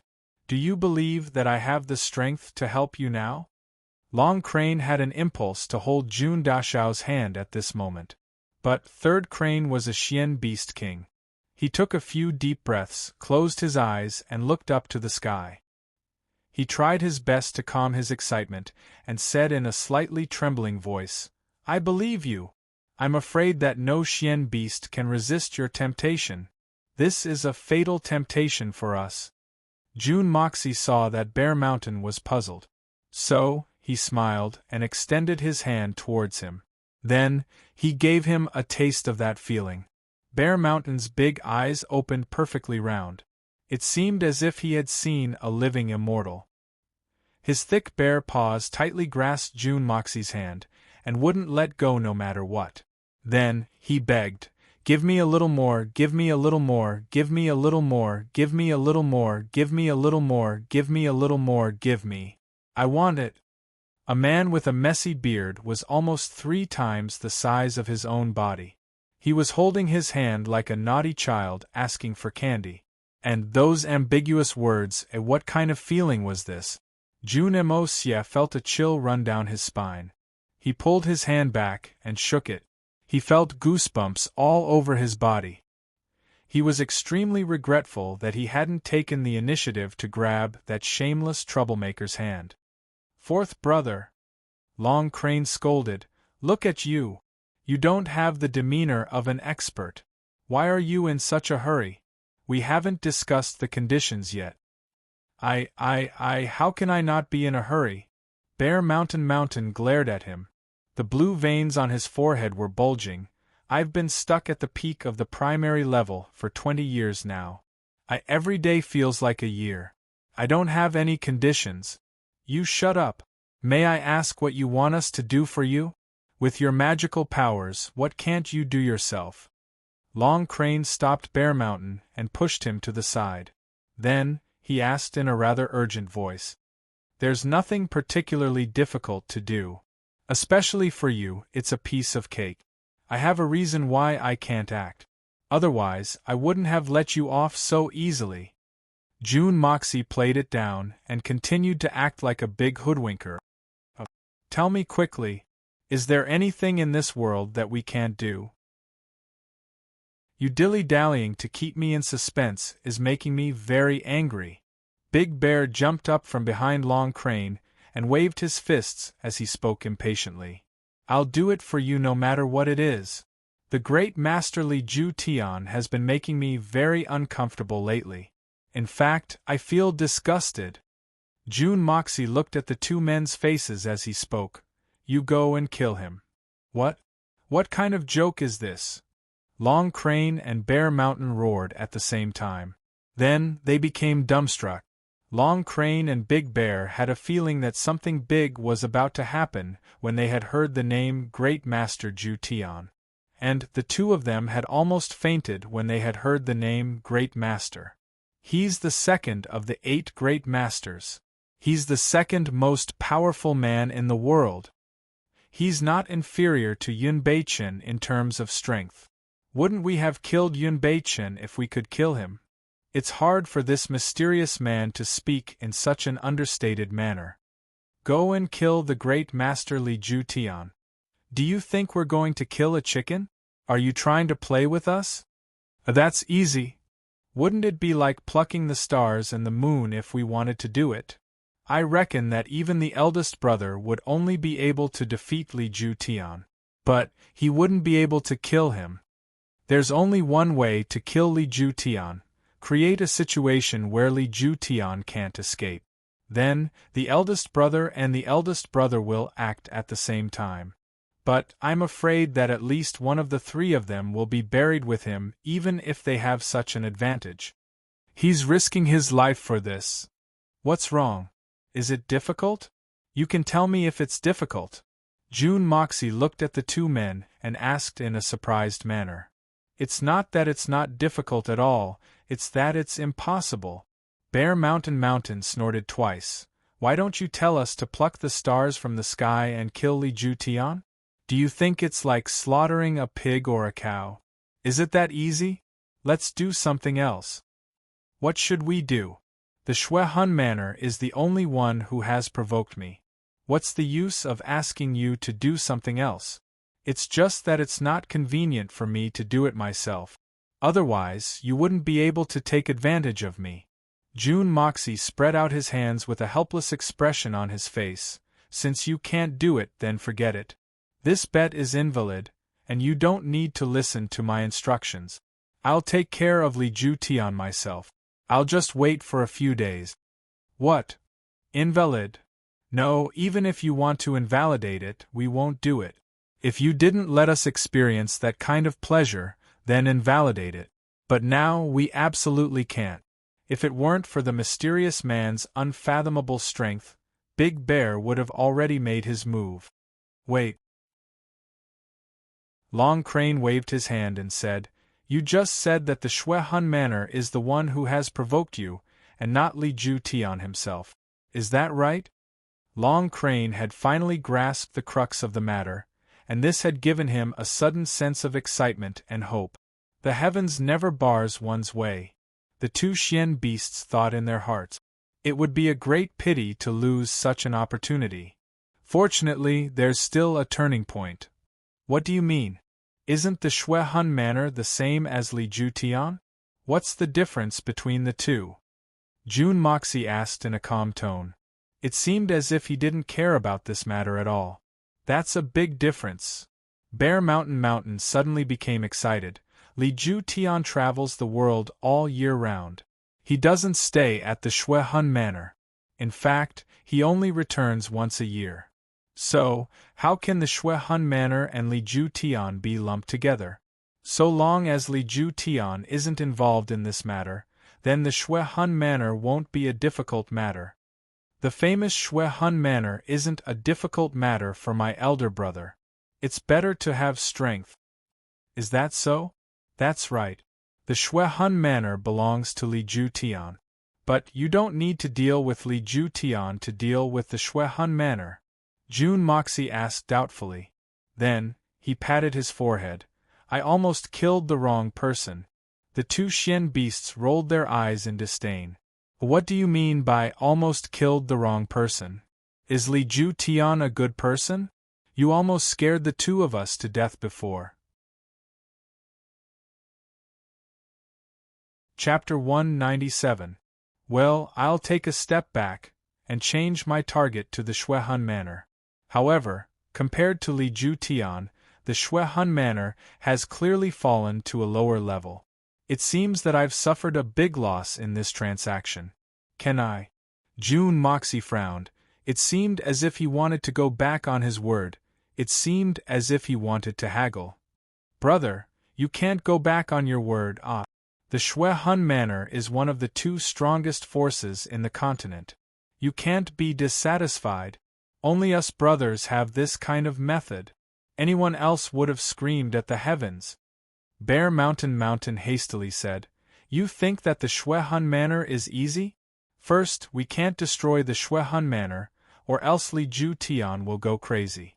Second, we must fulfill your request, and make the Shui Hun Manor suffer. How can this be an easy task?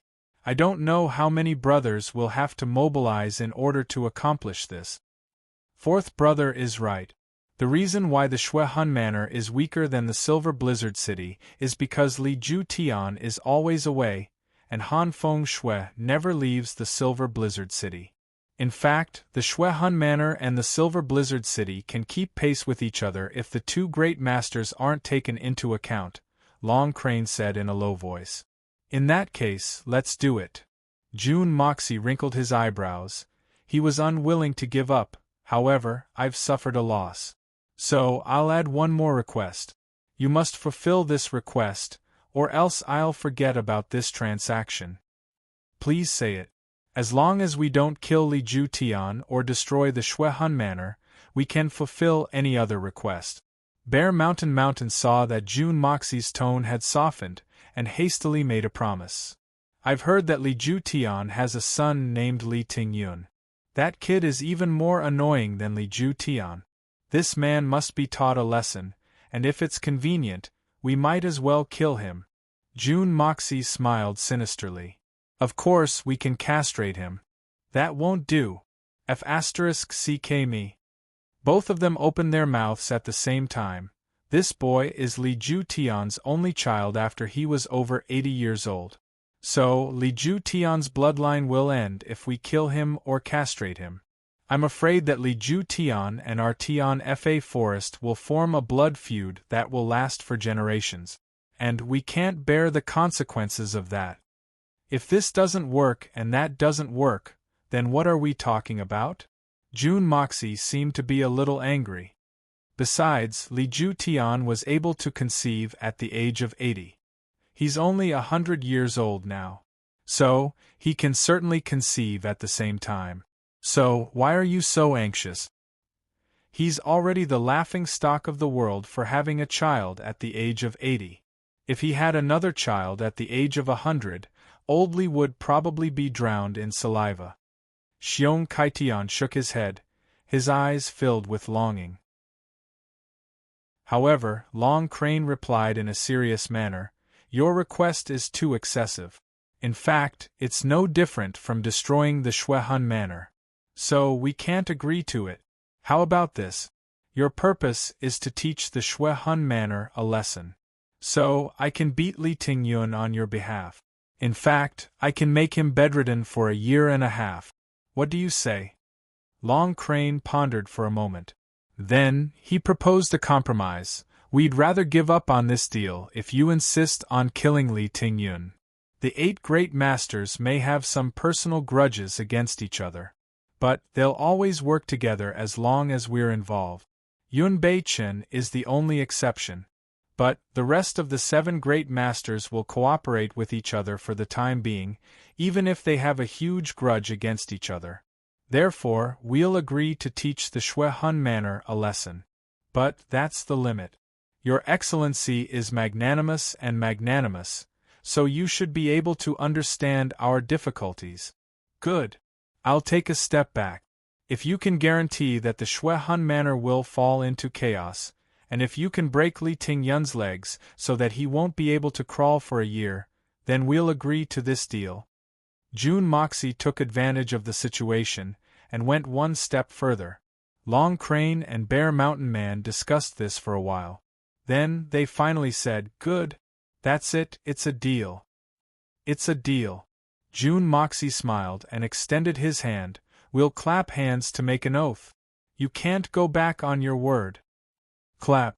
The 2 men clapped their palms together, and revealed a smile of satisfaction. Long Crane and Bear Mountain Man were very excited. After all, it would be very worthwhile if they could exchange this matter for an opportunity to advance. Wasn't it just the Shui Hun Manor? Moreover, they wouldn't need to face Li Ju Tian. In fact, they would only need to spend a little effort. In fact, this was a huge advantage compared to the benefits that they were about to receive. The 2 men thought about the glory of advancing to the next level, and the leisurely and carefree life they would have after that. So, why would they need to fear the 8 great masters if they could advance to the next level? What a joke! Jun Moxie was even more excited. He had only used a small portion of the Hongjun Pagoda's enormous aura, and had been able to obtain such an unexpected result. In fact, he had almost solved all of Guan Qinghan's problems. Moreover, he had also gained at least a year's worth of time. In fact, this was a huge advantage for them. This matter will be completed within a month from today. How about it? Jun Moxie asked in a somewhat hasty manner. He couldn't use his spirit sense to its limit, and was on the verge of being exposed. "No problem at all." Long Crane and Big Bear hurriedly agreed. Then, they looked at each other and smiled in a very refreshing manner. 1 month is too easy for us to accomplish this task. This is tantamount to 2 great masters joining hands to deal with the Shui Hun manor. How could it take a month? They're looking down on us. Brother Feng, how will we find you after we're done? Long Crane finally asked this question. It could be said that he was quite calm. You can go to the Jun family's residence in the Tianxiang city, and tell Junwui that the Shui Hun manor has cancelled their plans to go north. Tell them that the Shui Hun manor has cancelled their plans to go north. Then, wait for a moment, and I'll immediately meet with you. Then, I'll fulfill my promise. Jun Moxie made a solemn vow. He thought in his heart, the Silver Blizzard City and the Shui Hun manor have been dealt with for now. But, it's only a temporary solution. I'll talk to you about the Silver Blizzard City's problem after a month.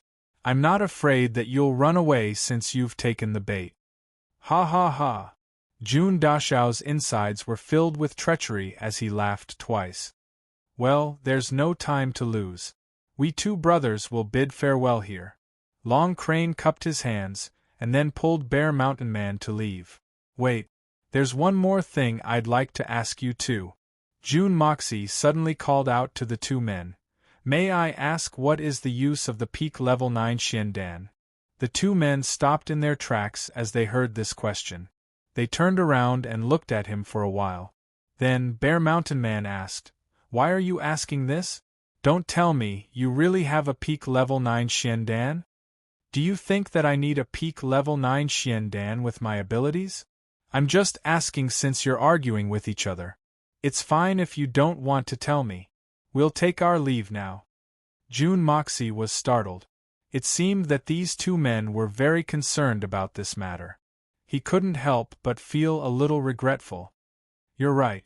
You have such a pure, mysterious heavenly qi in your body. So, the Xiandan is useless to you. So, you don't need a peak level 9 Xiandan. Long Crane said with a sincere tone of envy. This mysterious man in front of them not only has a mysterious heavenly qi, but it's also incomparably pure. His strength is unfathomable. Even Yunbi Chen wouldn't be any weaker than him. So, why would such a person need a peak level 9 Xiandan? Long Crane and Big Bear thought this at the same time. They couldn't help but feel ashamed of themselves for gauging the heart of a gentleman with the yardstick of a lowly person. The 2 men smiled and said, Actually, there's no harm in telling you. You humans call the Xiandan. But, we have another name for it. It's the most mystical thing for us Xian beasts. It's also the crystallization of our life's essence. But, even a Shun Xian expert's body will explode if it's used improperly. So, it must be stabilized with the heavenly star grass. Then, it must be refined with the tricolored mushroom. Then, it must be supplemented with the 9 Xian root. Then, a Shun Xian expert can guide the Xian Qi inside the Xiandan. Then, a person's cultivation will soar by leaps and bounds overnight. But, these 3 medicines are legendary. Moreover, even a Shun Xian expert is hard to find. Long Crane sneered. Who doesn't have selfish motives? That's right. Ha ha. It's strange that someone would fight to the death for such a troublesome matter. But, it's very strange. Why bother? Jun Moxie said in disappointment. The greed of human nature is the most terrible thing in this world. The 2 men nodded in agreement. They felt that Jun Moxie's words had touched their hearts. Then, they sighed at the same time. The 3 men cupped their fists and saluted. Then, the 2 silhouettes disappeared in front of Jun Moxie's eyes like 2 wisps of smoke. The 2 Tian Fa kings couldn't wait to carry out their task. The rainstorm had already stopped, and dawn was approaching. Jun Moxie heaved a long sigh of relief. His mind relaxed, and he fell down on the muddy ground. He felt as if his head was being pricked by needles. Jun Moxie's spiritual power had almost been consumed in one night. In fact, he was barely able to support himself. He was afraid that Long Crane and Long Crane would discover his true strength if he were to disconnect from the Hongjun Pagoda. However, the rewards of this night's hard work were beyond his imagination. It hadn't gone as smoothly as he had expected. But he had solved the problem of the peak level 9 Xiandan and the Shuehun Manor in one fell swoop. And this was considered a great harvest for Jun Moxie. Long Crane and Bear Mountain had caused a ruckus, and Li Tingyun had sustained serious injuries. So, it was estimated that he would be able to drag this out for at least half a year. But Jun Moxie was confident that the Jun family's overall strength would increase after that. And even if the Shuehun Manor were to launch a large-scale attack at that time, they wouldn't be as helpless as they were now. In fact, Jun Moxie was very much looking forward to it. How will I sharpen myself if I don't have an opponent? There will only be progress when there's pressure. Jun Moxie will come knocking on their door even if the Shuehun Manor doesn't come after him once he feels that his wings are fully fledged. You dare to have designs on my Jun family's women? You must have eaten a leopard's gall. I won't be able to vent my anger if I don't kick Li Tingyun in this life. Shuehun Manor. Silver Blizzard City. You've been arrogant for too long, haven't you? Talented people will emerge in every generation, and they'll lead the way for hundreds of years. Young Master Jun gritted his teeth and sat up from the ground. Then, he dragged his exhausted body and walked back home in a joyful and painful manner. I'm going to be busy for the entire day. I've been writing since last night for fear that I'll stop updating. I was worried that I wouldn't be able to keep up with the updates, so I've been writing since last night. That would have been great. I'm regretting it. I'll hit the wall. I'm not saying that I'm having a hard time. I didn't say that I was having a hard time, right? It's just that my fingers are cramping. But I'll do what I've said. A man is a big tofu. Every mouthful of saliva will create a hole. Even if I can't create a hole, I'll still disgust people. Everyone says so, he. Let's not talk too much. Let's get back to business. Today's moving can be considered as a joyous occasion. I'll extend my weathered, tender, and white hands to everyone. I'll ask for a few or dozens or hundreds of monthly tickets as a gift. I'll say this very seriously, I'm not greedy. 1,000 or 800 is enough. I don't want too much. Otherwise, I'll get angry. Chapter 198. Jun Moxie had been in a coma for the whole day. The amount of spiritual force he had expended was too much for him to bear. It was almost an overdraft beyond the limit. Even the powerful spirit of the hitman couldn't bear it. Under the tremendous pressure of the two great masters, Shen Xian, he persisted for almost the whole night. Finally, the conditions were negotiated, and the two beasts had left. Jun Moxie finally relaxed. He didn't feel anything when he was under the watchful eyes of powerful enemies. But now that he had relaxed, he almost didn't have the energy to go home. If not for the safety instincts of his previous life as an assassin, he might have collapsed at any time. Jun Dashao was finally able to reach the gate of the Jun family's residence. He was completely exhausted. At this moment, not only was his spiritual force exhausted, but his physical strength was also exhausted. He didn't even have the strength to move a finger.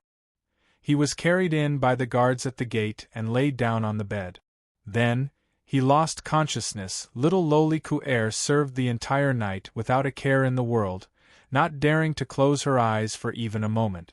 Jun Wuyen, who had gone to join in on the fun, decided not to participate in it as the level of the people present was too high. He returned home early, his mind clear as he avoided the undeserved calamity. He sat alone in his trademark wheelchair, sitting in his nephew's courtyard for the entire day. His brows were wrinkled, and his face was full of worry. What did Jun Moxie mean when he said those words before he fainted? The Shuehun Manor should be fine for the time being. What did he mean by the Shuehun Manor should be fine for the time being? Why should it be fine for the time being? Since the Shui Hun Manor had released this rumor, how could they not carry it out in one go? If there was no more news, wouldn't the reputation of the Shui Hun Manor become a big joke? How could such a strong start and weak finish be the overbearing style of the Shui Hun Manor? The third Master Jun had spoken in a heroic manner that day. He had said that he wouldn't fear any hardships or obstacles in order to protect his nephew's widow. But the third Master Jun was actually quite frightened in his heart. After all, the enemy was the famous Shui Hun Manor. Moreover, they had the backing of one of the 8 great masters, Li Ju Tian. This strength wasn't something that the Jun family could contend against. He had provoked the Silver Blizzard City in the past. The Lord of the Silver Blizzard City, Han Fei Shui, hadn't even been involved. But the Jun family was already on the verge of extinction. Now, he had provoked an existence that might be even more terrifying than the Silver Blizzard City. Jun Wu-Yi had concealed his face when he had discovered the appearance of the level 9 Xian Dan. If he had been lucky enough to obtain it, then perhaps he would have been able to advance further. If he had been able to enter Shin Xian's realm, then perhaps he would still be no match for Li Ju Tian. But he would still have been able to fight for a chance of survival for the Jun family. As for why he had returned early, it was because the third master had clearly determined that he couldn't do anything about it. There were many experts present and their strength was terrifying. In fact, they had far exceeded the scope of his own abilities. If he were to force his way through, then he would only be courting his own destruction. And at this moment, his precious nephew suddenly told him, the Shui Hun Manor should be fine for the time being. Jun Wu-Yi was both happy and surprised by this news. He didn't doubt the veracity of this information. After all, his nephew was very resourceful. In fact, he had brought him many surprises. However, he was also very surprised. He didn't doubt it, but that didn't mean that he wasn't surprised. How did my nephew do it? The other side is the 8 great masters, Li Ju Tian. This is truly unimaginable. Guan Qing Han had also come to see him a few times. She had heard Jun Wui's report of Jun Moxie's words. Then, she saw that he was exhausted to such an extent that her eyes couldn't help but moisten. It could be seen that Jun Mo Xie was putting his life on the line for this matter. She didn't know why he had said those words with such confidence. But Guan Qing Han had chosen to believe him for no reason at all. Jun Moxie's sneer had appeared in her mind that day. I will kill her before the Jun family is destroyed if things don't work out. I will never let her sit in the Shui Hun Manor's bridal sedan chair. These cruel and cold-blooded words had left Guan Qing Han feeling happy and safe. That was because what she had heard wasn't cruelty or bloodshed. Instead, it was a man who had sworn to protect her with his life. Guan Qing Han quietly stood in the courtyard. She gazed at the drifting clouds in the sky. She recalled the many things that had happened in the past 2 days. Suddenly, she became absent-minded. She felt that her heart was in a mess. She didn't know what she was thinking. Jun Moxie woke up the next day. The lanterns were already lit. You're awake. Jun Wui didn't turn his head. He heard some movement on the bed. So, he quietly opened his mouth. Third uncle, why are you here? How long have I been asleep? Jun Moxie closed his eyes for a while. Then, he opened them and sat up. Shaking his head, he felt that the bone-piercing pain before he fainted had already disappeared. Replacing it was a warm and comfortable feeling. His entire body felt as if he was soaking in warm water, incomparably comfortable. The flow of qi in his meridians had also become much thicker and calmer. This was different from his previous life. In his previous life, there were many situations where he had overdrawn his physical and mental strength. Regardless of whether he was able to complete the mission or not, he would have a headache for a few days. His body would also need to recuperate for a few days. But this time, the result was completely different. This time, he had overdrawn his mental strength. Although the process was quite dangerous and his body was extremely tired, the connection between his body and the Hongjun pagoda had become closer. Moreover, he didn't know if it was because of extreme misfortune, but his cultivation of the art of unlocking heaven's fortune had taken a big step forward.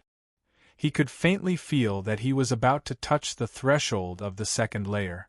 Jun Moxie suddenly had a very real feeling in his heart. He believed that within the next 2 or 3 days, he would be able to enter the second layer of the art of unlocking heaven's fortune.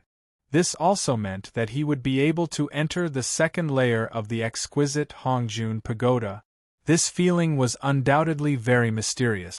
Jun Dashao didn't know why he had such a feeling, but it was real. There was no reason for it.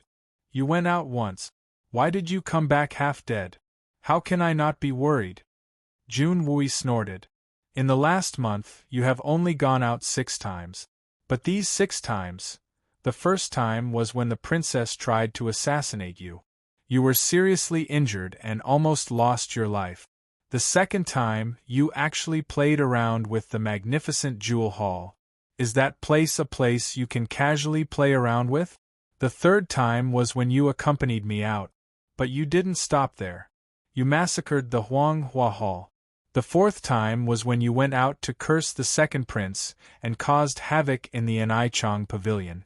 The fifth time was when you were assassinated. Now this is the 6th time and you are still half dead. I heard from the guards that you almost died at that time. Jun Wui counted on his fingers. His face was somewhat helpless. Jun Moxie, Jun Sunshao, I say, can you change your bad habit of getting rid of your guards when you go out?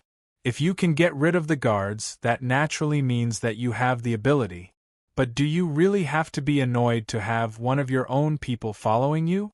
Even if you, Grandpa Dashao, are kind, don't let the people who care about you worry about you. How can you not let people worry? Jun Wui snarled.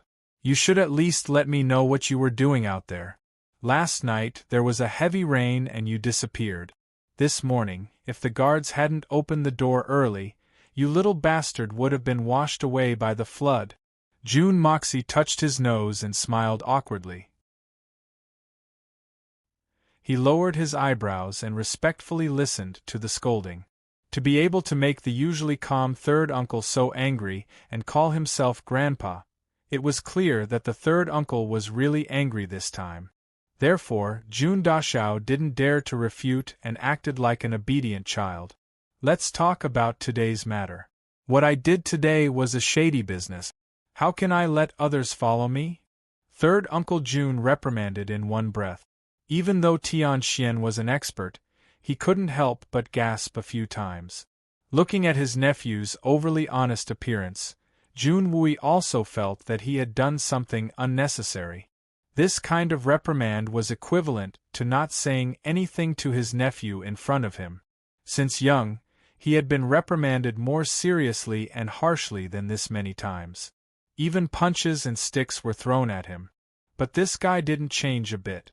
Besides, with the means that Grandpa Dashao had, it would be strange if he could listen to it.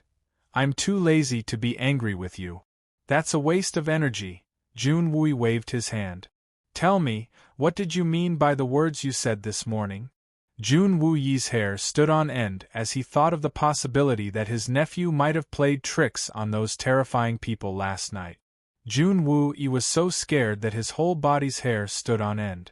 Ah? What words? What do you mean? Jun Moxie didn't have any recollection of it. He raised his head in surprise. This wasn't an act. In fact, he was too tired before he fainted. So, he had forgotten about it. Act. You're still acting in front of me. Third Uncle Jun's anger rose again. He growled in a low voice. The Shuehun Manor is safe for the time being. What words? Oh, the third uncle was talking about that. Jun Moxie's eyes turned rapidly. If the third uncle knew about the shady business he had done last night, he had played with 2 of the 8 great masters. He had also played with the other 4 great masters, Shen Xian. Moreover, He had trained with more than 20 Tian Xian experts and hundreds of Earth Xian experts. Moreover, he had killed 4 of them in seconds. Moreover, he had negotiated with the 2 Xian beast kings for half a night. Would the third uncle collapse on the spot? Would he be scared silly? Even if the third uncle was brave enough to not be scared silly, he would still break his legs. But he would still be grounded for a period of time. But he couldn't be grounded right now. It seemed that the truth couldn't be told directly. That's my guess. Well, I guessed it. Jun Moxie braced himself. His expression didn't change. In fact, he even smiled calmly. You're really good at guessing. You're really daring. How can you make random guesses like this? Jun Wui sneered. He then said, as if he was reciting from a book, last night, a large number of peak experts had gathered in the western part of the city. And they fought. It is said that one of the 8 great masters, Shi Changshao, and the solitary eagle of the grassland also participated in the fight. Moreover, the Yu Tang Empire's imperial preceptor, Fei Mengchen, the 3rd, 6th, and 9th great elders of the Silver Blizzard City, and many other Shin Xian experts were also present. In addition, the Li family's eldest young master, Li Yuran, and the cold-blooded master, Lei Wu Bei's 10 disciples were also present. Moreover, the legendary Tian Fa King was also present at the scene. The reason for this incident is said to be that a black-clothed masked man had appeared with the legendary level 9 Xian Dan some time ago. And it has been confirmed that the Xian Dan has fallen into the hands of the Tian Fa King. Jun Wu-yi spoke in detail as if he was very familiar with them. Chapter 199. Cold sweat dripped down from Jun Moxie's forehead as he forced a smile. Third uncle, your intelligence network is very strong. You weren't there at that time, were you? There were so many peak experts in the Tianxiang kingdom. Why would I go there? Jun Wui scolded in a bad mood. This matter happened in my Tianxiang kingdom after all. His Majesty has already been alerted, and he has ordered a thorough investigation into this matter. Our Jun family would be too ignorant and ill-informed if I didn't know about it. He looked at Jun Moxie with a burning gaze. That's not important. What's really important, and the only thing I want to know, is the person who appeared with the Xian Dan last night. He doesn't know the immensity of heaven and earth. He's a shameless bastard. Who is he? Ugh. It should be a legendary senior expert. How can I guess at such an expert? Perhaps he's the number 1 expert in the world, Yun Bi Chen, Shin Xian. No one else has such an extraordinary bearing. Jun Moxie said solemnly. Is it very worldly? Jun Wui's expression was like a volcano that was about to erupt. I gave you a level 6 Xian Dan a few days ago. Now, take out that Xian Dan for me to see. That Xian Dan is lying in Long Crane's arms. How can I take it out? Do you really think I can make something out of nothing? It's just a level 6 Xian Dan, Jun Moxie rolled his eyes. Lost it. Well, lost it. You didn't throw it to the king of Tian Fa, did you? Jun Wui nodded slowly. Very good, very strong. Since you woke up, I have asked you a lot of questions, and you have given me a lot of lies. Jun Moxie, Master Jun Sunshao, you have really grown up, you have become a promising man. I don't know why you're so sure. I don't know how you managed to escape. I don't know how you managed to deceive those people. I also know that you lied because you didn't want me to worry, but... Jun Wu-yi spoke slowly in a calm tone. Jun Moxie was frightened and wanted to get out of bed. Third uncle, I need to pee. I can't take it anymore. Hold it in. If I really can't hold it in, I'll pee in my pants or under my blanket. Jun Wui roared. With a bitter face, Jun Moxie didn't dare to move. Third Master Jun continued. I will still punish you according to the law. Guan Qing Han was anxiously pacing back and forth in the courtyard. When she heard that Jun Moxie had woken up, the third uncle went in. Although Jun Sunshao was her brother-in-law, It was still a young man's bedroom.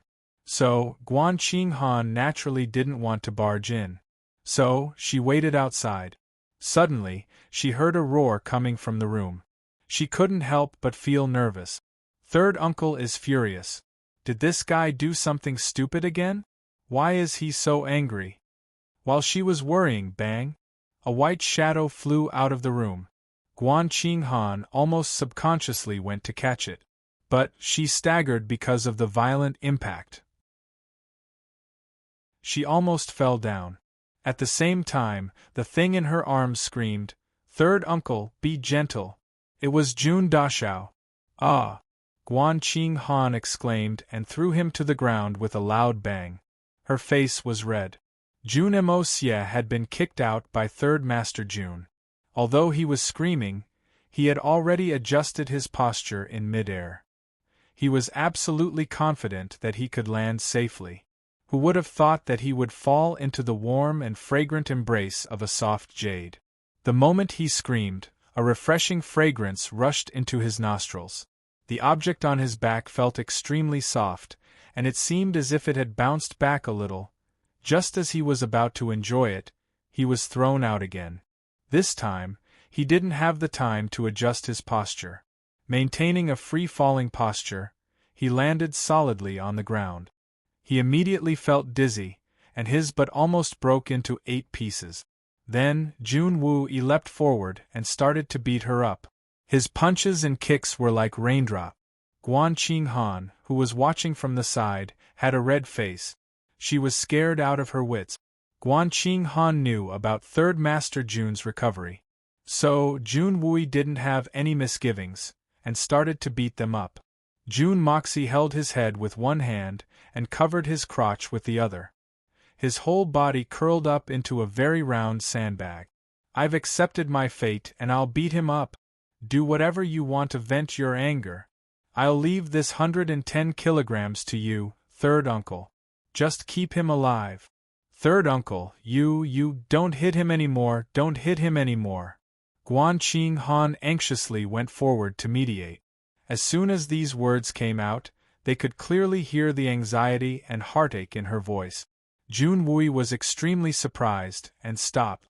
Even Jun Moxie, who was on the ground, opened his eyes wide in astonishment. The uncle and niece duo stared at Guan Qing Han at the same time. Then, they looked at each other and saw the disbelief in each other's eyes. Since when did Guan Qing Han care about Jun Moxie's life and death? Did they see a ghost? Or was this niece's sister-in-law possessed? Guan Qing Han saw the two of them staring at her blankly. She thought for a while and understood what was going on. She didn't like this brother-in-law very much before, and now she suddenly pleaded for him. It was inevitable that it would be strange. But why would I plead for him? As Guan Qing Han thought about it, her cold face blushed to her ears. She couldn't help but stomp her feet. She was a little angry out of shame. "I'm just afraid that third uncle will be tired. Beat him up, just beat him to death." After she finished speaking, she felt that her voice was almost coquettish.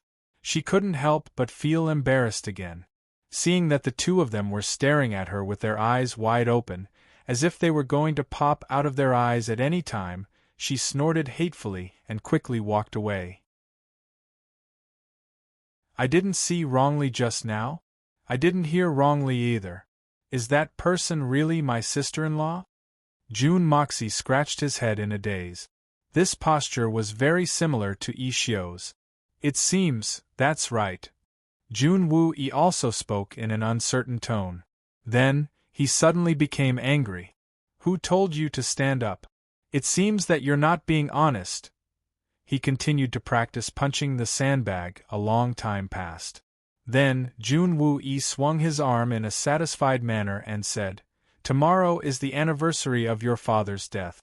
Come with me to the family's ancestral hall to burn incense.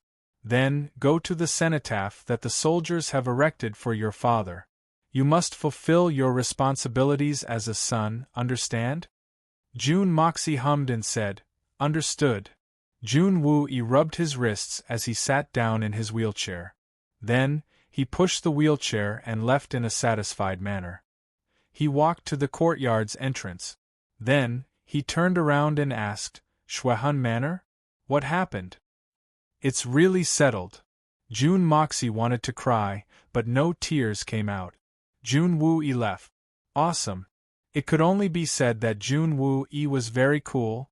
Finding an excuse to teach this kid a lesson was the greatest pleasure that Jun Woo-ee had had in recent times. The next day, the sky was still gloomy.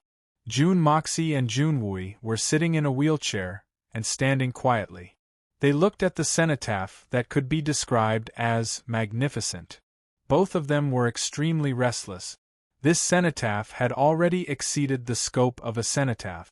It was more like a palace that had been built next to a military camp.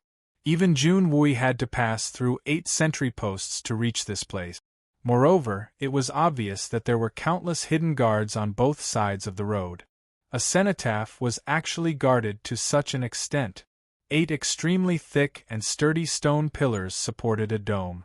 At the 2 sides were 2 complete boulders that towered over the ground, facing the direction they came from. They were both flat and tidy, with a few words carved on them. On the left side, the wind and clouds listened to the ruler's command. On the right side, heaven and earth, your majesty roams. On the ground, there were steps that were neatly paved with bluestone.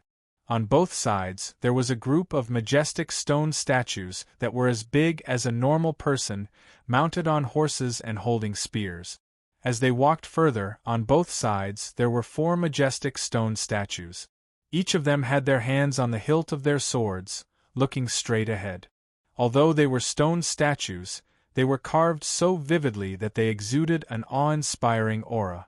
These 8 stone statues were carved according to the appearance of real people. They were your father's personal guards. People called them the 8 White Generals. Ever since Big Brother entered the army, these 8 people had been by his side. Until he died in battle at Tianguanling, they never left. Jun Woo-ee looked at the 8 stone statues, his eyes projecting deep emotions. His tone was unusually low, with a strong sense of nostalgia. Sharing life and death, sharing glory and splendor, white guard, blood robe evil, righteousness piercing through the rainbow, no regrets, blood soaking through the heavens. Who could compare to him? Jun Woo-ee recited in a low voice as he walked forward slowly. His eyes lingered on every stone statue. Jun Moxie could not help but be in awe. Unknowingly, he straightened his back a little. The entire cenotaph was clean, without a speck of dust. After a rainstorm, in such a late autumn season, there was not a single leaf, not a single stalk of grass, not even a single water stain. There are people in charge of this place in the army camp. There is another unwritten rule in the army. No matter who, as long as Big Brother's cenotaph is covered with dust, it is a capital crime. Must be executed immediately. Although it is not a written rule, it is far stricter than the military law. There are no exceptions. No one has ever dared to go against it, and no one can. Jun Woo-ee said in a low voice as he slowly pushed his wheelchair and walked all the way in. Jun Moxie quietly accompanied him. His heart was already shaken. It could be seen from this point that the military's love for his father had obviously reached an extremely high level. Perhaps, in the hearts of Tianxiang's soldiers, the former white commander Jun Woo-ee was a god of war. Under the dome, in the central position, there was a tall stone statue of a middle-aged general riding a horse. His body was straight, his eyebrows were like swords, and his eyes were bright and full of expression. Between his eyebrows, there was a domineering aura of a decisive battle. His right hand was hanging at his waist, and his left hand was holding the reins of the horse. The corners of his mouth were curled up in a cold and grim smile. It seemed as if thousands of miles of rivers and mountains were under his feet, and hundreds of millions of creatures were under his control. The cloak behind him also seemed to be fluttering in the wind.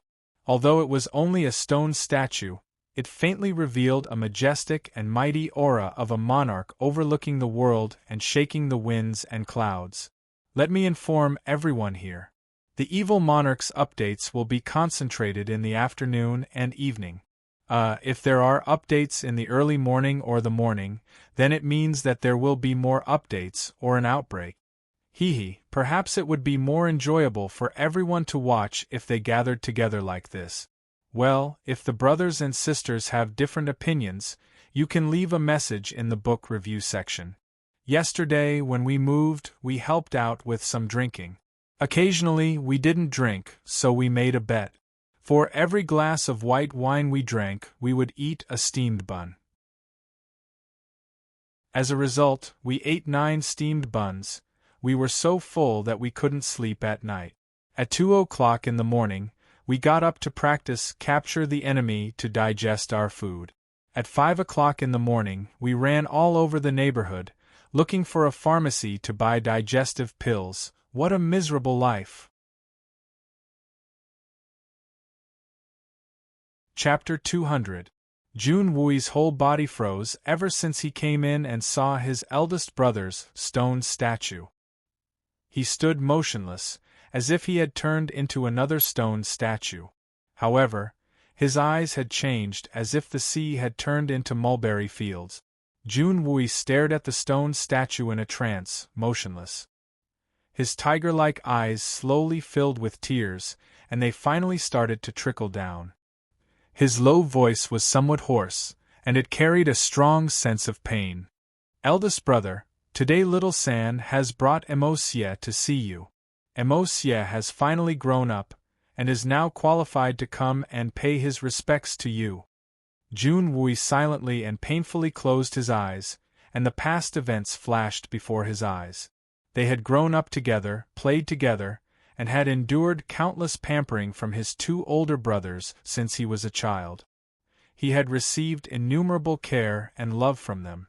But in the end, his 2 older brothers had died young because of the endless calamity that he had provoked. Even his sister-in-law had been on the verge of death due to grief. She had been picked up by her maiden family, and then the tragic news of her death had arrived. After that, the 2 families no longer had any contact with each other. The Jun family had sent people to visit them countless times, but they had been directly kicked out. His 2 nephews had been young, but they had also suffered a calamity because of him. Who could have known that Jun Wui would rather die 100 times than let his 2 older brothers and nephews suffer such misfortune because of him? For the past 10 years, Jun Wui's heart had been filled with purgatory at all times. The pain of his soul had been piercing to the bone. Facing his eldest brother's lifelike stone statue, and the scenes of the past unfolding in front of him, Jun Wui's heart had also fallen into the abyss of pain at this moment. Boundless regret, boundless hatred. A man does not easily shed tears, but only when he is sad. Eldest brother. Jun Wui knelt on the ground with a thump. The blood general, who had always been unyielding, was trembling at this moment.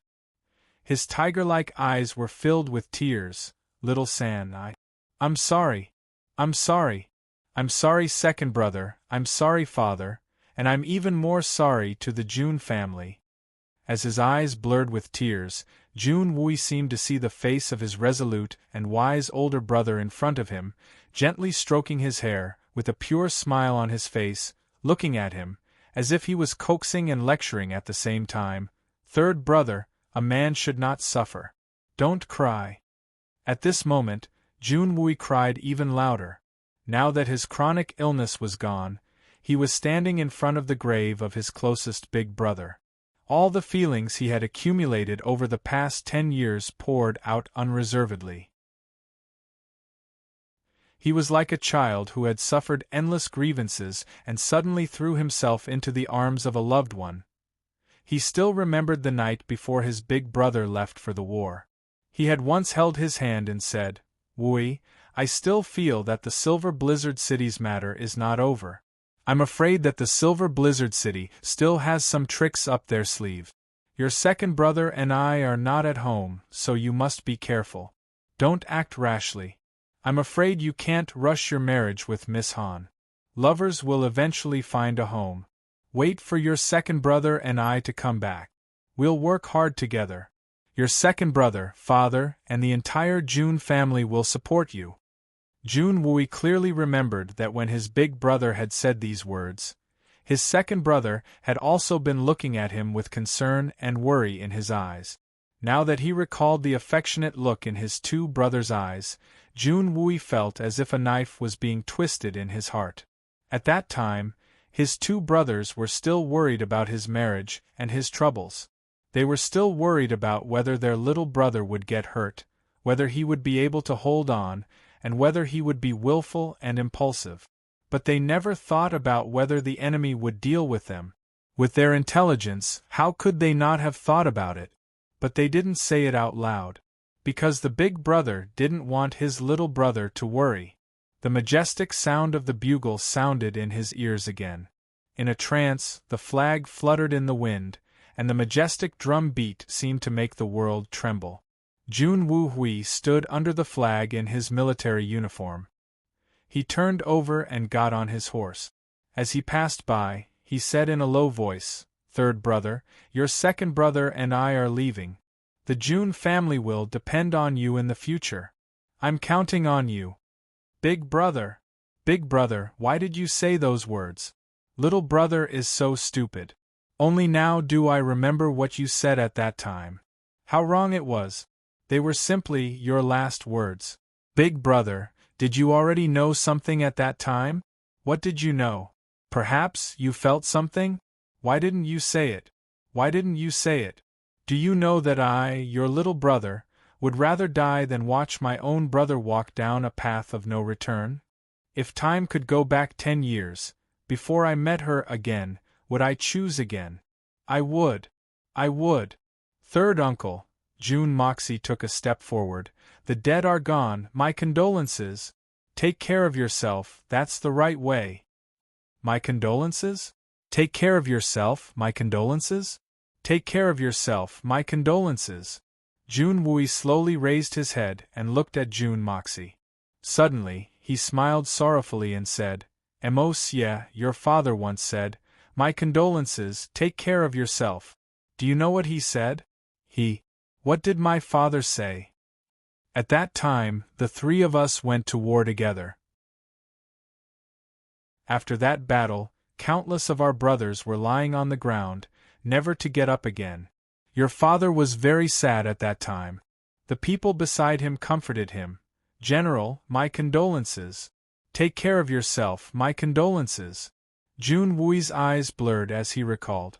He said slowly, "Big brother said, 'My condolences? Why should I condolences? Why should I condolences? My brothers are dead, killed by the enemy. Why should I condolences? Take care of yourself, my condolences.'" Jun Wui's voice became louder, as if he was imitating his big brother. "That's right, we must preserve our condolences. Men don't condolences. If you want to cry, cry to your heart's content. If you want to kill, kill to your heart's content. Men don't condolences. Because we want to change. Use our remaining condolences to wipe out all the enemies, so that our brothers will never have the chance to condolences. Men don't condolences. Men don't condolences." Jun Moxie silently repeated these two sentences. Suddenly, he felt as if an electric current had passed through his body. The heroic spirit and murderous aura revealed in these words had aroused a resonance in his soul. Let our brothers never have the chance to condolences. Just this sentence alone made Jun Moxie feel a sense of heartfelt admiration for his father, whom he had never met before. Iron-blooded men laugh when they should, cry when they should, never act pretentiously. What does it have to do with me if the world looks down on me? What a good men don't condolences. Men don't condolences. Deep in my heart, Jun Moxie suddenly felt that even in his previous life, if he had such a heroic father, he would still be able to accept it. He is the birth father of the previous Monsieur, and also my father in this life. Having a father like this is great. The uncle and nephew pair, one standing and one sitting, were quiet for a long time without speaking. Suddenly, there was a rush of footsteps outside. The footsteps stopped at the door. A voice said, "Third General, Yu Tang Empire's General Zhao Jianhun wishes to come and pay his respects to the Marshal. Please make a decision." Zhao Jianhun? Jun Wui's eyes were cold. This old enemy of his three brothers actually came here. "Invite him in, I have wanted to see him for a long time." "Meet this old friend." "Yes." The officer at the door answered and quickly left. Not long after, a black figure slowly appeared in the distance. This person's stature was unusually tall, wearing a black cloak, black robes, black face, and his whole body was like a cold and hard piece of black steel, walking forward with a majestic gait. The Tianxiang soldiers on both sides were looking at him with hostility, but he did not seem to care at all. This man was thin but tall, with broad shoulders, long arms, a high nose, and sharp eyes. The lines on his face were sharp, as if they were carved by a knife. From head to toe, he exuded an awe-inspiring murderous aura, and did not look back at all along the way. He had actually come alone. He came to pay his respects to his dead enemy in the enemy's camp, and came alone. Zhao Jianhun. Good spirit. What a great general of the Yu Tang Empire. Zhao Jianhun came close and suddenly stopped and looked at Junwui with a pair of cold eyes. "Junwui, after many years, we meet again." His voice was sonorous, and unexpectedly contained a faint murderous aura. Junwui stared into his eyes and said in a low voice, "Zhao Jianhun, I have been wanting to see you for a long time. A long time indeed. These last 10 years, there was no Jun family member on the battlefield." Zhao Jianhun said sincerely, "I was very lonely. If there were any Jun family members on the battlefield in these last 10 years, then I'm afraid you wouldn't have the opportunity to sigh in front of me right now." Junwui looked at him lingling, "Because you would have been reincarnated a long time ago." Although Zhao Jianhun's words were arrogant, but from the tone of his voice, it was clear that he was sincerely regretful, and was certain that only the Jun family was worthy of being his opponent. But in Junwui's ears, even though he clearly understood the meaning behind his words, but as a soldier, his sense of honor still made a subconscious counterattack against these words. "Yes, if there were any of you on the battlefield in these last 10 years, then perhaps I would have already been buried in the soil. But you weren't there. Why weren't you there?" Zhao Jianhun's voice was unexpectedly angry. The tone of this Yu Tang general not only surprised the Jun family's third master, but also made Jun Dashao scratch his head. Isn't this guy a famous general of the Yu Tang Empire? Although his victory in the past was somewhat unclear, but he himself was the only general who had not been defeated by the white commander Jun Wuhui, and besides the three Jun brothers, he had rarely been defeated. Could it be that all these years his father and second uncle had fallen, and third uncle had also been crippled, making it difficult for him to go to the battlefield? Could it be that this guy's brain had been damaged because of all the victories he had won? Zhao Jianhun arrived in front of Jun Wuhui's stone statue, and stood still for a long time. His face became serious, and his whole body became straight. His eyes revealed a sincere respect, and he bowed deeply 3 times, and didn't straighten up for a long time. After standing up straight, his sharp eyes and the eyes of the stone statue stared closely at each other, and his eyes were unexpectedly filled with worship towards this former enemy of his. He sighed a little and said, "Junwui, do you know? I, Zhao Jianhun, have been in the army since I was young, and have been on the battlefield for half my life. But in this world, there are countless heroes and famous generals, but only one person can make me, Zhao Jianhun, admire him from the bottom of my heart. I admire him from the bottom of my heart. This man's name is Jun Wuhui."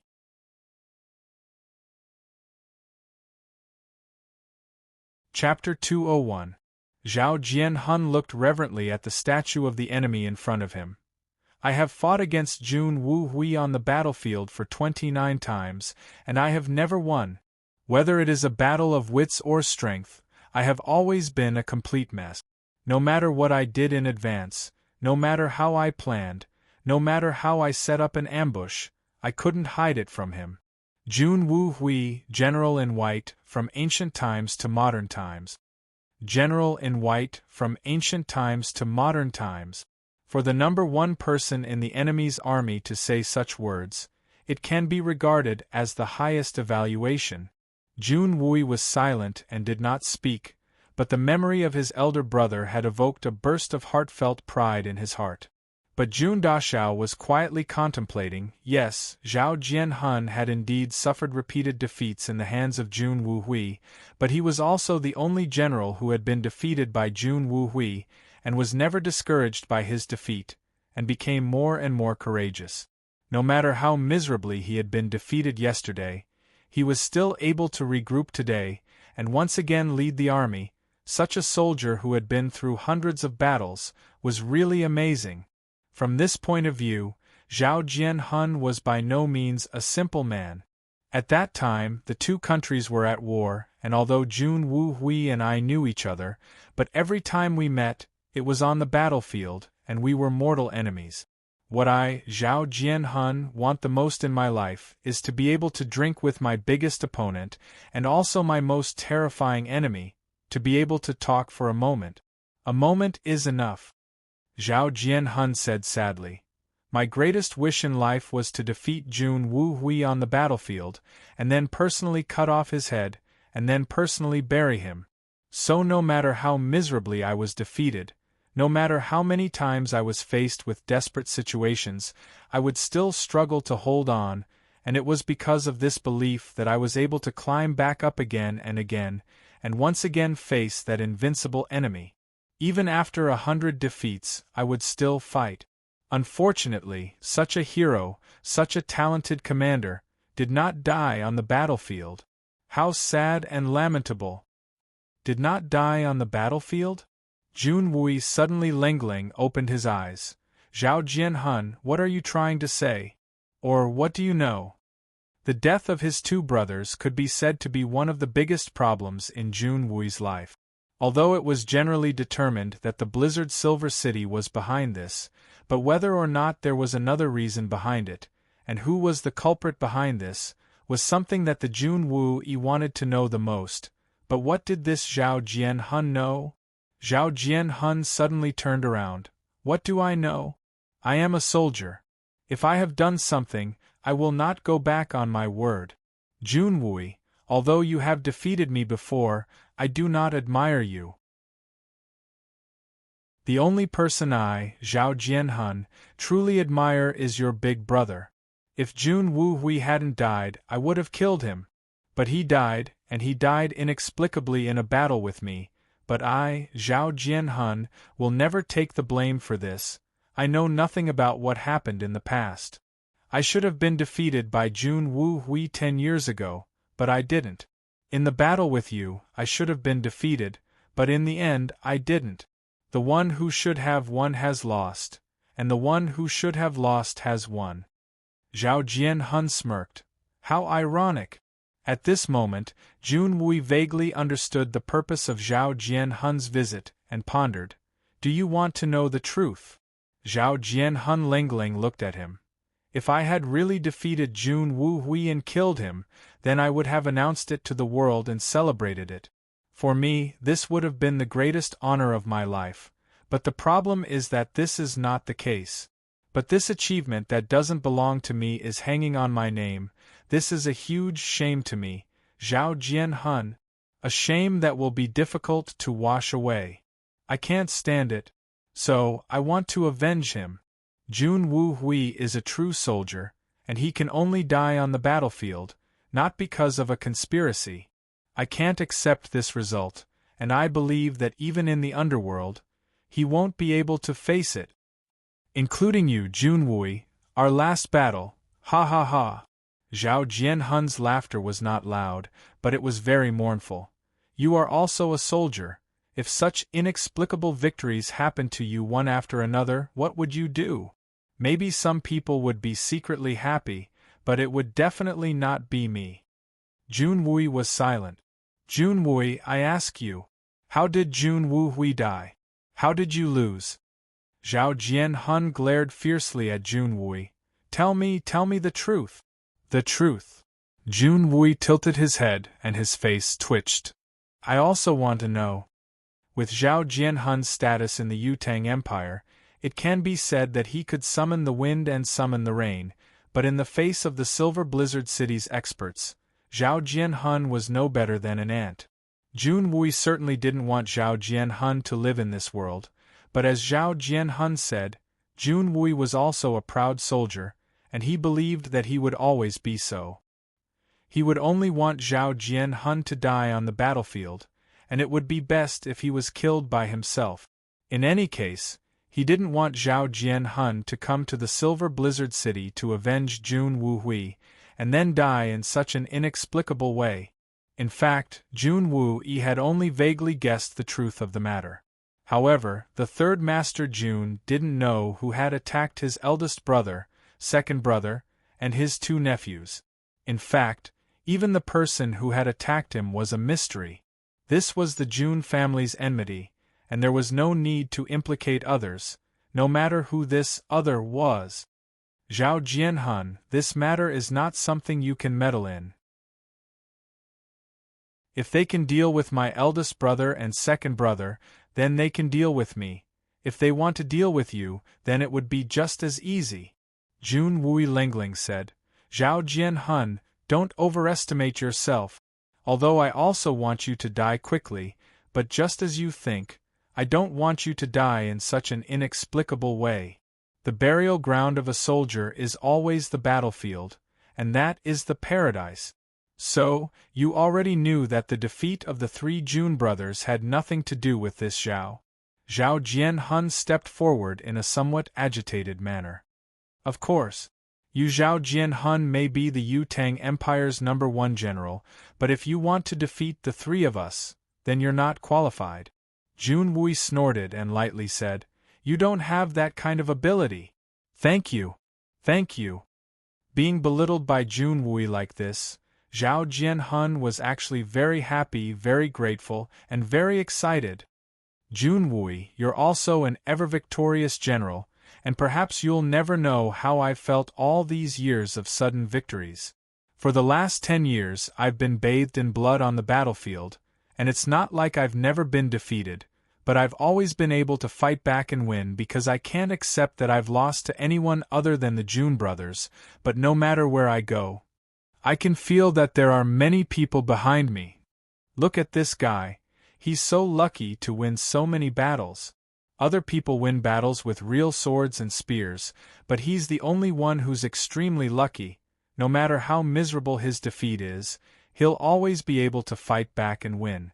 Good general, luck is really a part of strength, and a big part. This is the greatest humiliation to a soldier. A soldier doesn't believe in luck.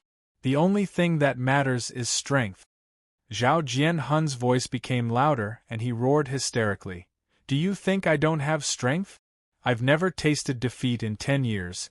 No matter how hard it is, the final result will always be decided by me.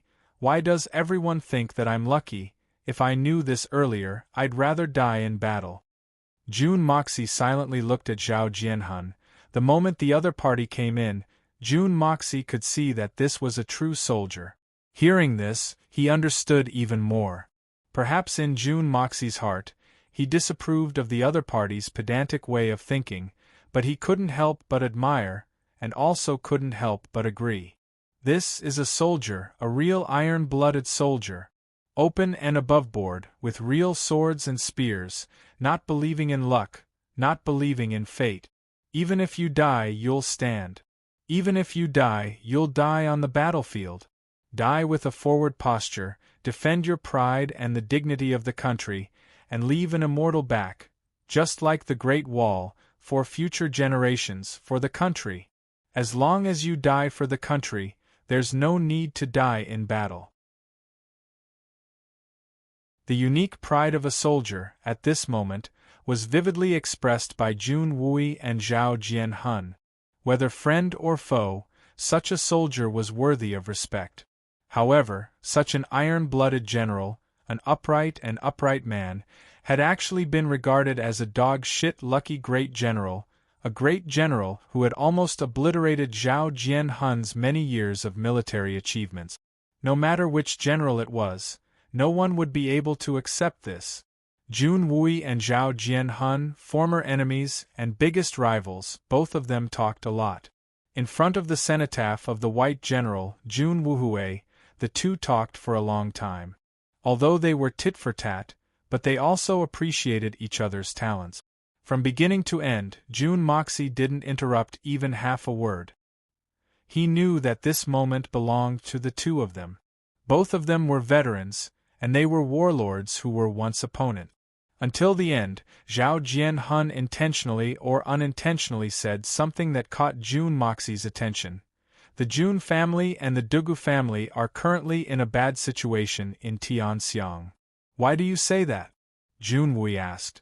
Is it possible that Brother Zhao has heard some news? Is that country targeting us? Do you still need other countries to target you?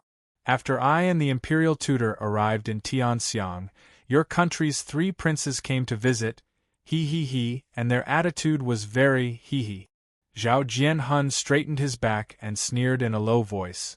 The Jun and Dugu families are dead set on their loyalty to the Emperor of Tianxiang, Yang Huaiyu, and the 3 princes have yet to decide who is superior. Your emperor is intent on maintaining the balance, and has yet to decide who will be the next crown prince, so the 3 princes can't wait any longer. If they want to succeed, then mutiny is their only option. However, the Jun family and the Dugu family are not attached to any of the princes, so they are a big obstacle to the 3 princes, and they must be eliminated. Moreover, the Dugu family still has an unmarried daughter, Yuning, and I believe that if one of the princes successfully pursues her, then what about the Jun family? Even if the princess marries, it will only be the emperor's favor, right? And it does not belong to the 3 princes.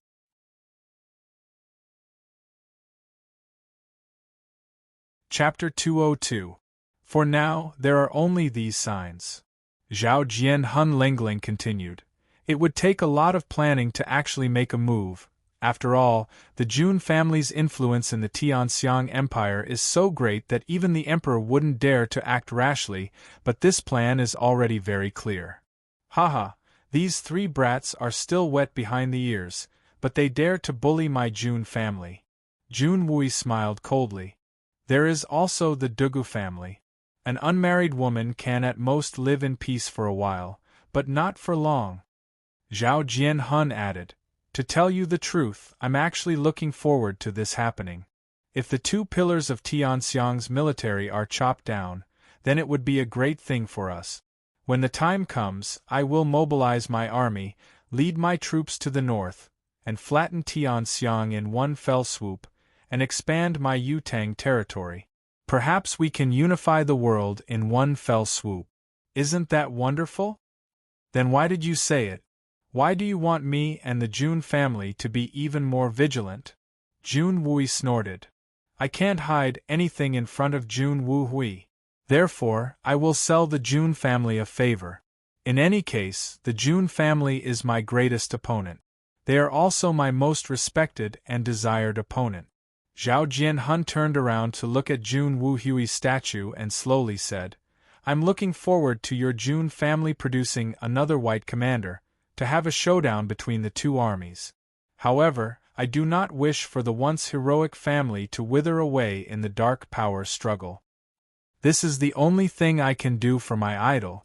Zhao Jianhun stood up and strode over to Jun Wuhui's statue, looked up, and quietly stared at it for a long time, then suddenly turned around. Farewell. I won't be seeing you out. Jun Wui clasped his fists together in a solemn manner. Then, he solemnly added, You're welcome.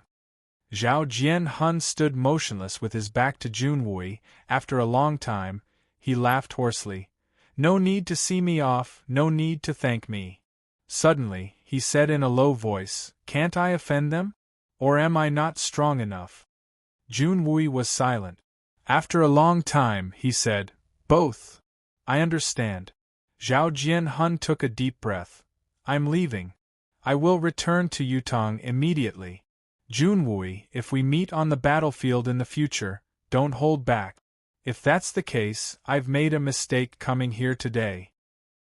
His side profile revealed a sorrowful expression. All these years, I've endured all this. I'm really tired. The invincible great general is also the lucky great general, nothing more than that. After saying this, Zhao Jianhun didn't look back, nor did he speak again. His lonely figure slowly walked away, his black cloak fluttering in the wind, his head held high as he slowly disappeared into the distance. The Tianxiang soldiers on both sides looked at the back of the enemy's commander with a solemn silence. This person is too arrogant. Junwui looked at Zhao Jianhun's back and slowly said, in the past, Big Brother had targeted his arrogance, this weakness of his, laid countless traps, every time he stepped into it, never regretting it. Jun Moxie couldn't help but laugh. It's not easy for him to live until now. Although this person is too arrogant, but he also has the capital to be arrogant. He is proficient in both the civil and military, and is also outstanding in battle and ambush. Don't you think he has the qualifications to be arrogant? If I were him, I would also do the same. Junwui said, and his greatest ability, and also what your father admired the most about him, is that even in a desperate situation, he never gave up the hope of survival, and even turned the tide of defeat to survive. Every time he was defeated, the more he fought, the braver he became, and never gave up. No matter what the situation was, he always stood firm. Your father once told me that if he were in Zhao Jianhun's shoes, he may not be able to do it. Zhao Jianhun is really an outstanding person. Jun Moxie agreed in his heart. Taking the easy road is not considered a skill. Only those who can survive in the face of adversity without losing their fighting spirit and will to fight are heroes. That year, when we were studying Zhao Jianhun, Big Brother immediately decided on the strategy to deal with Zhao Jianhun because of one sentence from Zhao Jianhun. Junwui said with heartfelt pride, and this strategy, even now, is still effective against Zhao Jianhun. What sentence? Jun Moxie suddenly became interested. That year, Zhao Jianhun rose to prominence in Yutang, and the Prime Minister of Yutang wanted to betroth his daughter to him.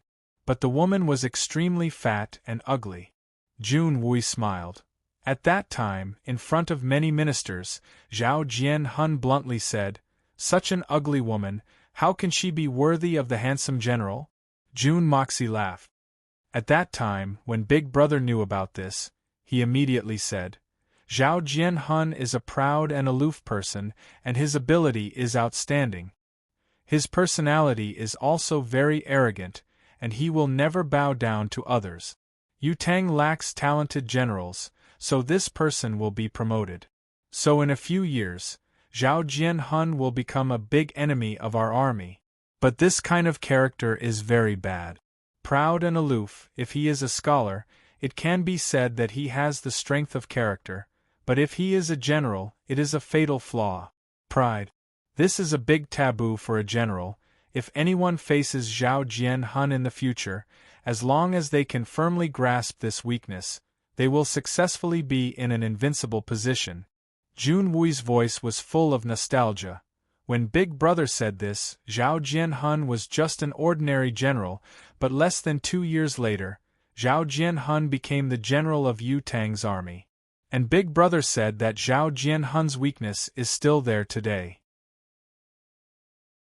However, Big Brother also said that it is not difficult to grasp Zhao Jianhun's weakness, but it is not easy to take advantage of it. Zhao Jianhun's personality is that he will never admit defeat, and the more setbacks he suffers, the more resilient he becomes. If it is not for a series of fatal blows that completely obliterate his fighting spirit, it would be impossible to defeat him. Because of this, Big Brother fought continuously and defeated him 29 times in a row, but unfortunately, in the last battle. A leopard can change its spots, but a leopard cannot. June Moxie sighed deeply, and felt a heartfelt respect for the father he had never met. Just from this sentence and limited information, he was able to accurately grasp the character of an enemy country's general, and then formulate a general who knew his weakness, but still fell into his trap. The ingenuity of this plan is really frightening, and Jun Wu Hui is worthy of being called the god of war. And from this weakness of Zhao Jianhun's character, Jun Moxie instantly understood why Zhao Jianhun had been suffering for the past 10 years. Such a proud person, and a true warrior. If such a person had to suffer a shameful defeat, then perhaps he would not have taken it to heart, and would have been able to completely bear it. As long as he turned defeat into victory, he could wash away his shame. But now he had to bear this inexplicable and shameful victory that should not have belonged to him. As a winner, how could he wash away his shame? How could he turn victory into defeat? For such a proud person, this was more painful than killing him. Lucky dog shit. This kind of title, this kind of humiliation, for someone like Zhao Jianhun who was extremely proud and arrogant to the extreme, it was undoubtedly a shackle in his soul. And this shackle could not be explained, nor could it be removed. No wonder Zhao Jianhun's last words were, "I have endured all these years, and I am very tired." It was only now that Jun Moxie finally understood how much grief, helplessness, and heavy pressure Zhao Jianhun's last words contained. Perhaps the only way to remove this shackle was for Zhao Jianhun to personally defeat the only surviving member of the Jun family's 3 heroes, Jun Wui, but this chance was extremely slim.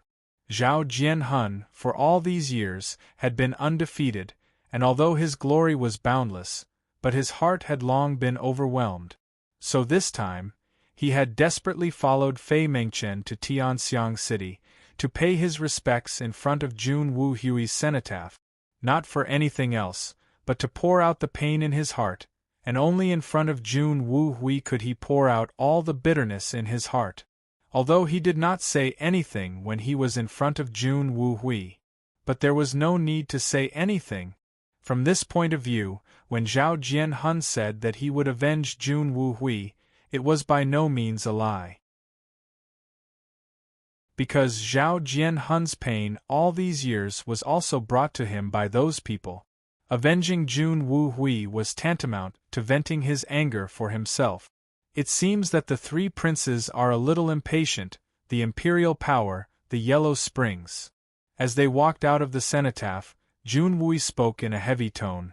Monsieur, if they want to deal with the Jun and Dugu families, it is absolutely impossible. The Jun family and the Dugu family can't be shaken by a mere prince. Humph. A trifling brat like them is far from qualified. But if they want to deal with you, the possibility is very high. After all, you are the only descendant of the Jun family. If you are gone, then your grandfather and I will work hard, and no matter how much glory we have, it will all be meaningless. You have to be careful about this.